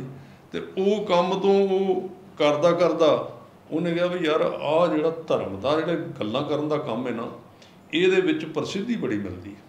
ਹਾਂਜੀ। ਤੇ ਆਪਾਂ ਕਿਉਂ ਨਾ ਸਾਈਡ ਵਿੱਚ ਇਹਦੇ ਵੀ ਬਣੀਏ ਤੇ ਆਪਣੀ ਮਤਲਬ ਮਨਸ਼ਾ ਪੂਰੀ ਕਰ ਲਈ ਵੀ ਸਾਨੂੰ ਵੀ ਧਰਮ ਦਾ ਪਤਾ ਹੁੰਦਾ, ਸਾਨੂੰ ਵੀ ਰੱਬ ਦਾ ਪਤਾ ਹੁੰਦਾ। ਕਿਉਂ ਵਿਆਖਿਆ ਕਰਨੀ ਸ਼ੁਰੂ ਕਰਤੀ ਕੀ ਹੁਣ ਕਹਿ ਲਓ ਵੀ ਜਿਹਨੂੰ ਕੋਈ ਕਿਸੇ ਲਾਈਨ ਵਿੱਚ ਬੰਦਾ ਹੈ ਉਹ ਆ ਕੇ ਤੇ ਸਿੱਖੀ ਦੀ ਪਰਿਭਾਸ਼ਾ ਦੇਣ ਲੱਗ ਪੈਂਦਾ। ਤੇ ਦੂਜਾ ਇੱਕ ਅੱਜ ਪੈ ਗਿਆ ਵੀ ਆਹ ਫਾਇਦਾ ਵੀ ਇਹਦਾ ਤੇ ਨੁਕਸਾਨ ਵੀ, ਇੰਟਰਨੈਟ ਜਿਹੜਾ, ਹਾਂਜੀ, ਵੀ ਉਹ ਆਪਣੇ ਘਰ ਵਿੱਚ ਹੀ ਬਹਿ ਕੇ ਕਿਤੇ ਨਹੀਂ, ਉਹਨੂੰ ਇਹ ਵੀ ਨਹੀਂ ਪਤਾ ਕਿ ਓਂਕਾਰ ਕਿਵੇਂ ਕਹਿਣਾ ਹੈ, ਹਾਂਜੀ, ਤੇ ਉਹ ਗੁਰੂ ਗ੍ਰੰਥ ਸਾਹਿਬ ਬਾਰੇ ਤੇ ਸਿੱਖ ਧਰਮ ਬਾਰੇ ਤੇ ਸਿੱਖਾਂ ਦੇ ਜਿਨ੍ਹਾਂ ਕੁਰਬਾਨੀਆਂ ਕੀਤੀਆਂ ਗੁਰੂ ਸਾਹਿਬ ਬਾਰੇ ਉਹ ਗੱਲਾਂ ਕਰਨੀਆਂ, ਗਲਤ ਵਿਆਖਿਆ ਕਰਨ ਲੱਗ ਜਾਂਦੇ, ਗਲਤ ਕਰੇਗੇ ਜਦੋਂ ਉਹਨੇ ਉਹ ਕੰਮ ਹੀ ਨਹੀਂ ਕੀਤਾ। ਹਾਂਜੀ। ਹੁਣ ਆਹ ਸਾਹਮਣੇ ਕੈਮਰਾ ਲੱਗਾ ਹੈ, ਜਦੋਂ ਮੈਨੂੰ ਕੈਮਰੇ ਦਾ ਪਤਾ ਹੀ ਨਹੀਂ ਹਾਂਜੀ ਤੇ ਮੈਂ ਉੱਠ ਕੇ ਇਹਨੂੰ ਮਰੋੜਨ ਲੱਗ ਪਵਾਂ ਵੀ ਕਦੀ ਉੱਥੋਂ ਦੱਬਾਂ ਕਦੀ ਉਹ, ਕੀ ਹੋਵੇਗਾ ਇਹਦਾ? ਖਰਾਬ ਹੀ ਹੋਣਾ। ਖਰਾਬ ਹੋਣਾ। ਇਹ ਹੁਣ ਬੰਦੇ ਬਹੁਤੇ ਉਹ ਨੇ ਜਿਨ੍ਹਾਂ ਨੇ ਧਰਮ ਬਾਰੇ ਪੜ੍ਹਿਆ ਨਹੀਂ। ਆਪਾਂ ਆਪਣੀ ਗੱਲ ਤੇ ਆਉਂਦੇ ਹਾਂ ਵੀ ਗੱਲ ਕਿਹੜੀ ਆਪਣੀ ਚੱਲਦੀ ਸੀ। ਠੀਕ ਹੈ। ਗੱਲ ਇਹ ਸੀ ਕਿ ਧਰਮ ਜਿਹੜੀ ਜੋਤ ਸੀ ਉਹ ਇੱਕ ਗੁਰੂ ਦੇ ਵਿੱਚੋਂ ਆਤਮਿਕ ਪਾਵਰ ਸੀ ਜਿਹੜੀ ਦੂਜੇ ਗੁਰੂ ਵਿੱਚ ਗਈ ਏ। ਉਹ ਜਦੋਂ ਬਾਹਰ ਨਿਕਲਦੀ ਏ ਕਿਸੇ ਗੁਰੂ ਦੇ ਸਰੀਰ ਦੇ ਰਾਹੀਂ, ਠੀਕ ਹੈ, ਤੇ ਕਿਵੇਂ ਨਿਕਲੇਗੀ? ਉਹ ਅੱਖਰਾਂ ਦੇ ਰਾਹੀਂ, ਸ਼ਬਦਾਂ ਦੇ ਰਾਹੀਂ, ਬੋਲਾਂ ਦੇ ਰਾਹੀਂ ਨਿਕਲੇਗੀ। ਤੇ ਗੁਰੂ ਸਾਹਿਬ ਨੇ ਉਹਨੂੰ ਫਿਰ ਲਿਪੀ ਦੇ ਕੇ ਉਹਦੇ ਵਿੱਚ ਪਰੋ ਦਿੱਤਾ ਵੀ ਆਉਣ ਵਾਲੇ ਜਿਹੜੇ ਸਿੱਖ ਨੇ ਇਹਨੂੰ ਪੜ੍ਹ ਕੇ ਤੇ ਮੇਰਾ ਸਰੂਪ ਜਾਣ ਲੈਣਗੇ ਵੀ ਮੈਂ ਕੌਣ ਸੀ। ਠੀਕ ਹੈ। ਵੀ ਜੇ ਗੁਰੂ ਦਾ ਸਰੂਪ ਜਾਣਨਾ ਨਾ, ਅੱਜ ਗੁਰੂ ਕੌਣ ਸੀ, ਹਾਂਜੀ, ਗੁਰੂ ਨਾਨਕ ਸਾਹਿਬ ਕੌਣ ਸਨ, 10 ਪਾਤਸ਼ਾਹ, ਗੁਰੂ ਗੋਬਿੰਦ ਸਿੰਘ ਮਹਾਰਾਜ ਕੌਣ ਸਨ, ਤਾਂ ਤੁਹਾਨੂੰ ਉਹਨਾਂ ਦਾ ਸਰੂਪ ਜਾਣਨ ਵਾਸਤੇ ਗੁਰਬਾਣੀ ਨੂੰ ਜਪਣਾ ਵੀ ਪਏਗਾ ਤੇ ਗੁਰਬਾਣੀ ਨੂੰ ਪੜ੍ਹਨਾ ਵੀ ਪਏਗਾ। ਠੀਕ। ਦੋ ਰੂਪ ਨੇ ਇਹਦੇ, ਇੱਕ ਤਾਂ ਜਪਣਾ ਪੈਣਾ ਤੇ ਇੱਕ ਪੜ੍ਹਨਾ ਪੈਣਾ। ਇੱਕ ਪੜ੍ਹਨਾ ਪੈਣਾ ਤੇ ਸਮਝਣਾ ਪੈਣਾ ਉਹਦੇ ਅਰਥ। ਠੀਕ ਹੈ ਜੀ। ਤੇ ਇੱਕ ਜਪਣਾ ਪੈਣਾ। ਠੀਕ ਹੈ। ਕੋਈ ਗੱਲ ਦੀ ਫਰਕ ਲੱਗਾ ਇਹਦੇ 'ਚ? ਮੈਂ ਦੋ ਗੱਲਾਂ ਕੀਤੀਆਂ ਨੇ, ਇੱਕ ਪੜ੍ਹਨਾ ਤੇ ਇੱਕ ਜਪਣਾ। ਤੁਸੀਂ ਵੀ ਮਤਲਬ ਕੰਮ ਅੰਮ੍ਰਿਤ ਛਕਿਆ, ਨਾਮ ਜਪ, ਤੁਸੀਂ ਦੱਸੋ ਵੀ ਇਹ ਪੜ੍ਹਨ ਤੇ ਜਪਣ ਵਿੱਚ ਕੀ ਫਰਕ ਹੁੰਦਾ? ਇੱਕ ਤਾਂ ਸਿਰਫ ਪੜ੍ਹਦੇ ਆ ਕਿ ਗੁਰਬਾਣੀ ਪੜ੍ਹ ਲਈ। ਜਪਣਾ ਕੀ ਉਹਦਾ ਅਭਿਆਸ ਕਰਨਾ ਇੱਕ ਸ਼ਬਦ ਦਾ। ਹਾਂ, ਜਿਹੜਾ ਪੜ੍ਹਨਾ ਹੁੰਦਾ ਨਾ, ਪੜ੍ਹਨਾ ਹੁੰਦਾ ਕਿ ਪੜ੍ਹ ਤੁਸੀਂ ਇਸ ਲਈ ਰਹੇ ਹੋ ਕਿ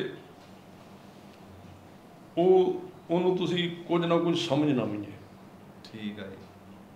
ਉਹਦੇ ਅਰਥ ਵੀ ਸਮਝਣੇ ਨੇ, ਜਾਂ ਜਿਵੇਂ ਅਸੀਂ ਕਥਾ ਕਰਨੇ ਆ ਅਸੀਂ ਉਹਦੇ ਅਰਥ ਸਮਝਦੇ ਹਾਂ ਤਾਂ ਕਿ ਲੋਕਾਂ ਨੂੰ ਅਸੀਂ ਗੁਰਬਾਣੀ ਦੀਆਂ ਗੱਲਾਂ ਜਿਹੜੀ ਸਰਲ ਰੂਪ ਦੇ ਵਿੱਚ ਦੇ ਸਕੀਏ।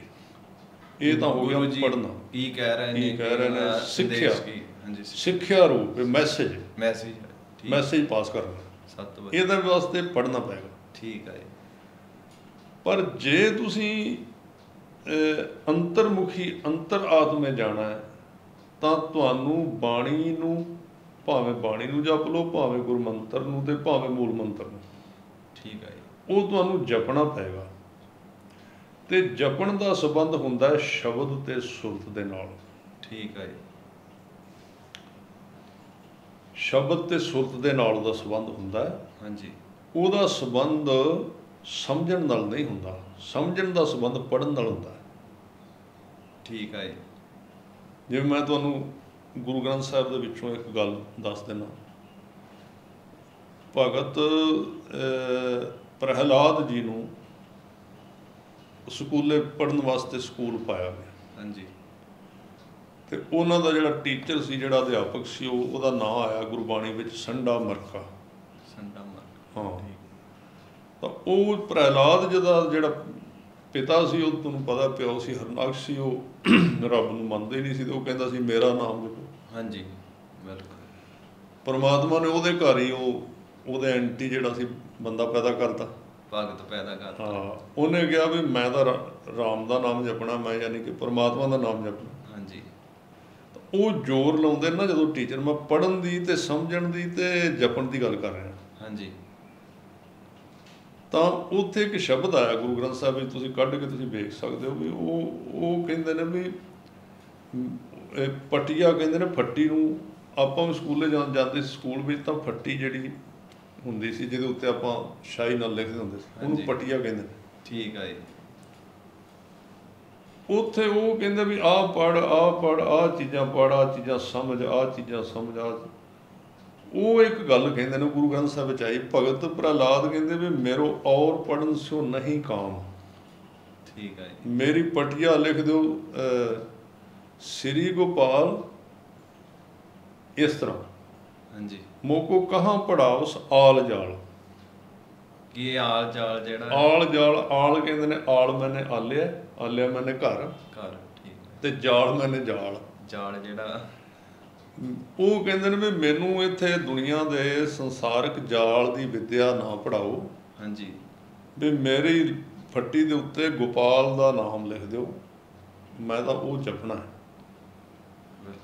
ਹੁਣ ਉਹਨਾਂ ਇਹ ਵੀ ਕਿਹਾ ਮੁੱਕ ਕਹਾਂ ਸਤਾਵਸ ਬਾਰ ਬਾਰ, ਵੀ ਉਹ ਸਤਾਉਂਦੇ ਸੀ ਵੀ ਤੂੰ ਕਰ ਇੰਝ ਕਰ। ਹਾਂਜੀ ਹੁਣ ਇੱਥੇ ਇੱਕ ਗੱਲ ਆ ਗਈ, ਸਪਸ਼ਟ ਆ ਗਈ ਹੈ ਕਿ ਜੇ ਤੁਸੀਂ ਜਪਣਾ ਹੈ ਨਾ, ਹਾਂਜੀ ਪਰਮਾਤਮਾ ਨੂੰ ਮਿਲਣਾ ਹੈ, ਤਾਂ ਫਿਰ ਤੁਹਾਨੂੰ ਜਪਣਾ ਪਏਗਾ।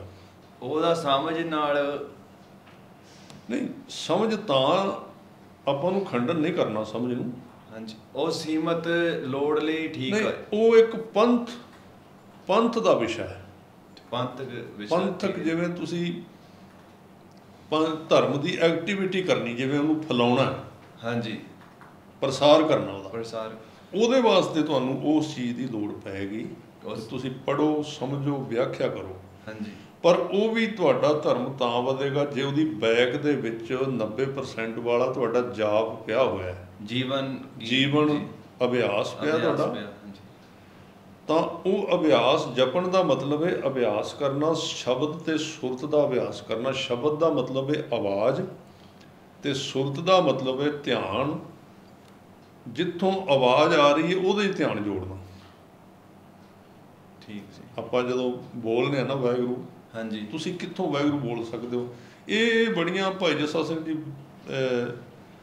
ਮਤਲਬ ਗੱਲਾਂ ਨੇ ਜਿਹੜੀਆਂ ਸਟੇਜਾਂ 'ਤੇ ਜਾਂ ਸਾਡੇ ਧਰਮ ਵਿੱਚ ਨਹੀਂ ਕੀਤੀਆਂ ਜਾਂਦੀਆਂ, ਔਰ ਬੜੇ ਬੰਦੇ ਨੂੰ ਯੋਗ ਮਤ ਜਾਂ ਹੁਣ ਇੱਕ ਸੌਖਾ ਜਿਹਾ ਲੱਭਾ ਇਲਾਜ ਕਿ ਹੁਣ ਤੁਸੀਂ ਇਹਨੂੰ ਬ੍ਰਾਹਮਣਵਾਦ ਕਹਿ ਦਿਓ, ਕੋਈ ਗੱਲ ਨਹੀਂ।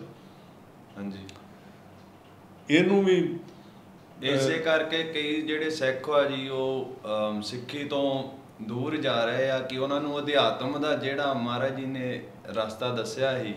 ਹਾਂਜੀ, ਵੇਖੋ ਉਹ ਸਿੱਖੀ ਤੋਂ ਉਹਨਾਂ ਦੂਰ ਜਾਣਾ ਹੀ ਹੈ। ਹਾਂਜੀ, ਕਿਉਂਕਿ ਸਿੱਖੀ ਨੂੰ ਤਾਂ ਅਸੀਂ ਬਣਾ ਦਿੱਤਾ ਸਕੂਲੀ ਪੜ੍ਹਾਈ, ਵੀ ਜਿਵੇਂ ਸਕੂਲਾਂ 'ਚ ਤੁਸੀਂ ਰਗੜਾਈ ਕਰੋ ਸਵਾਲਾਂ ਜਵਾਬਾਂ ਦੀ। ਹਾਂਜੀ, ਉਹ ਇੱਕ ਨੌਲੇਜ ਸੁੱਕਾ ਜਿਹਾ ਪਨ ਪੈਦਾ ਹੋ ਗਿਆ। ਸੁੱਕਾਪਣ। ਹੁਣ ਇਹ ਅਸੀਂ ਸਾਡੇ ਬੰਦੇ ਇਹ ਰੋਂਦੇ ਨੇ, ਕਹਿੰਦੇ ਨੇ ਵੀ ਲੋਕ ਜੀ ਸਿੱਖ ਨਹੀਂ ਬਣ ਰਹੇ, ਮਤਲਬ ਆਪਣਾ ਫਲਾਣੇ ਡੇਰੇ ਚਲੇਗਾ ਜੀ, ਗੁਰੂ ਡੰਮ ਕੰਨਾਂ 'ਚ ਮੰਤਰ ਦੇਣ ਵਾਲੇ ਕੋਲ ਚਲੇਗਾ, ਉਧਰ ਚਲੇਗਾ, ਸਰਸੇ ਵਾਲੇ ਕੋਲ ਚਲੇਗਾ, ਫਲਾਣੇ ਚਲੇਗਾ। ਹਾਂਜੀ, ਚਲੋ ਸਿੱਖ ਜਿਹੜਾ ਪੱਕਾ, ਉਹ ਮੈਂ ਨਹੀਂ ਆਂਦਾ ਵੀ ਉਹ ਤੇ ਆਪਣੇ ਗੁਰੂ ਤੇ ਭਰੋਸਾ ਰੱਖ ਕੇ ਉੱਥੇ ਹੀ ਜਿਉਂਦਾ, ਉੱਥੇ ਹੀ ਰਹਿੰਦਾ। ਪਰ ਗੱਲ ਇੱਕ ਹੋਰ ਹੈ, ਇਹਦੇ ਉੱਤੇ ਸਾਨੂੰ ਇਹ ਪੜਚੋਲ ਕਰਨੀ ਪਏਗੀ, ਸਾਨੂੰ ਇਹ ਲੱਭਣਾ ਪਏਗਾ ਵੀ ਇਹ ਲੋਕ ਕਿਉਂ ਜਾ ਰਹੇ ਨੇ। ਹਾਂਜੀ, ਇਹਨਾਂ ਦੇ ਜਾਣ ਦਾ ਕਾਰਨ ਕੀ? ਇਹਨਾਂ ਦੇ ਜਾਣ ਦਾ, ਉੱਥੇ ਡੇਰਿਆਂ ਜਾਣ ਦਾ ਕਾਰਨ ਹੈ ਵੀ ਮੈਂ ਇਹ ਨਹੀਂ ਕਹਿੰਦਾ ਵੀ ਉੱਥੇ ਅਧਿਆਤਮਵਾਦ ਹੈ ਜਾਂ ਨਹੀਂ।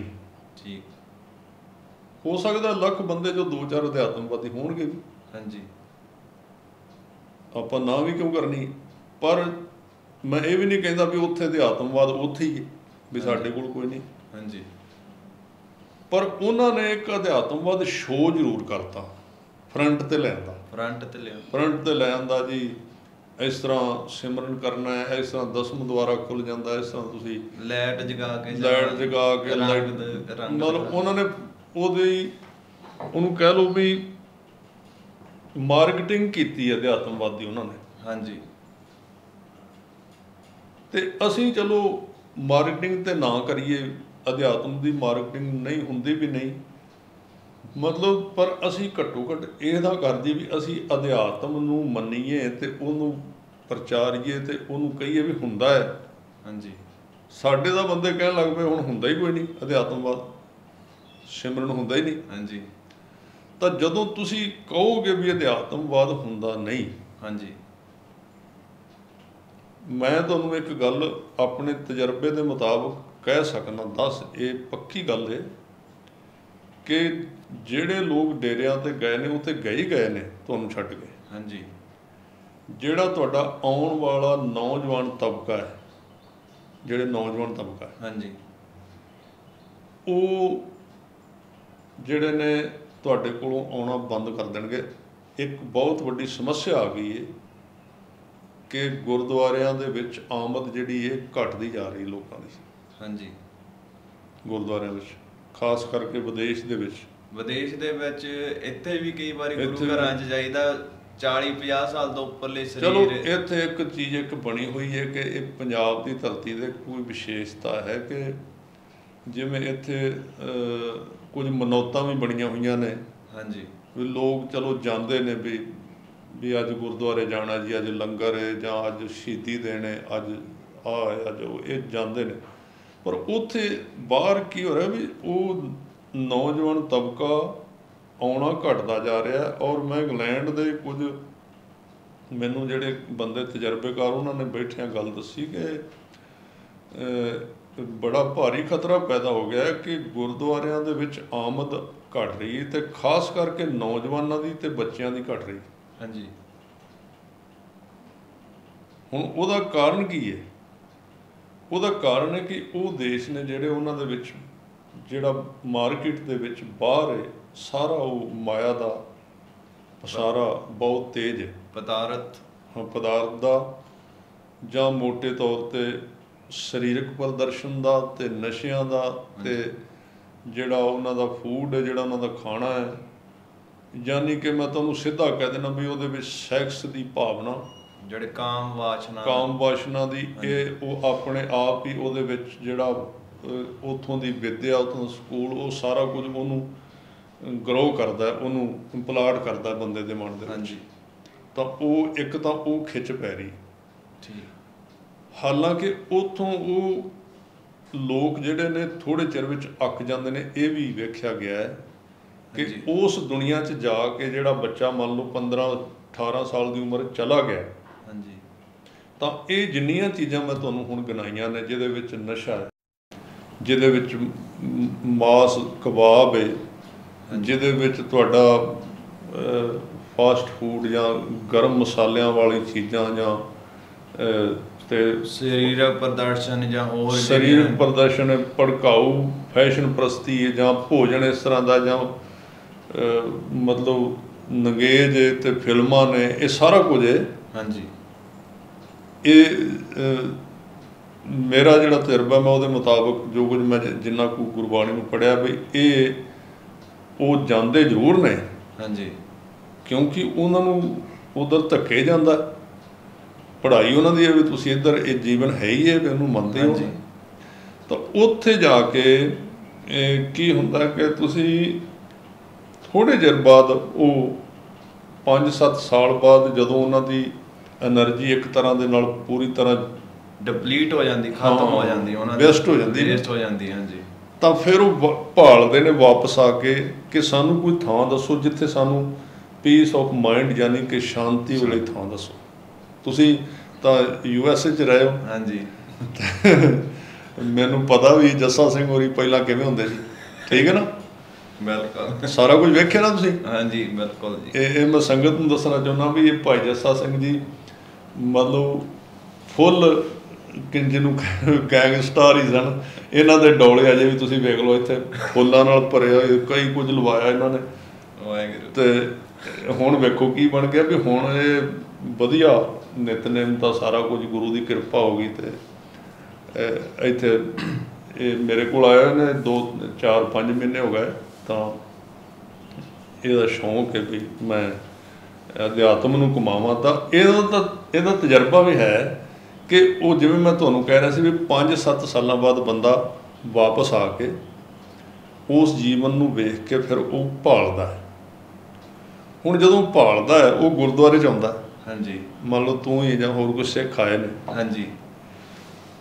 ਗੁਰਦੁਆਰੇ ਵਿੱਚ ਅੱਗੇ ਕੋਈ ਮੇਰੇ ਵਰਗਾ ਕਥਾਵਾਚਕ ਬੈਠਾ। ਹਾਂਜੀ। ਉਹ ਉੱਥੇ ਬਹਿ ਕੇ ਕੀ ਮਤਲਬ ਕਲਪ ਰਿਹਾ, ਸਾਇੰਸਦਾਨ ਆਹ ਕਹਿੰਦੇ ਨੇ, ਡਾਕਟਰ ਆਹ ਕਹਿੰਦੇ ਨੇ, ਸਾਇੰਸਦਾਨ ਆਹ ਕਹਿੰਦੇ ਨੇ। ਉਹ ਕਹਿੰਦਾ ਯਾਰ ਸਾਇੰਸ ਦਾ ਤਾਂ ਅੱਕਿਆ ਵੱਡਿਆ, ਮੈਂ ਪਹਿਲਾਂ ਗੁਰਦੁਆਰੇ ਆਇਆ ਵਾਂ। ਇਹ ਅੱਗੇ ਫਿਰ ਉਹ ਗੰਦ ਪਾ ਕੇ ਬੈਠਾ। ਹਾਂਜੀ। ਬਿਲਕੁਲ। ਮੈਂ ਇਹ ਨਹੀਂ ਕਹਿੰਦਾ ਸਾਇੰਸ ਦੀ ਗੱਲ ਨਾ ਕਰੋ। ਹਾਂਜੀ।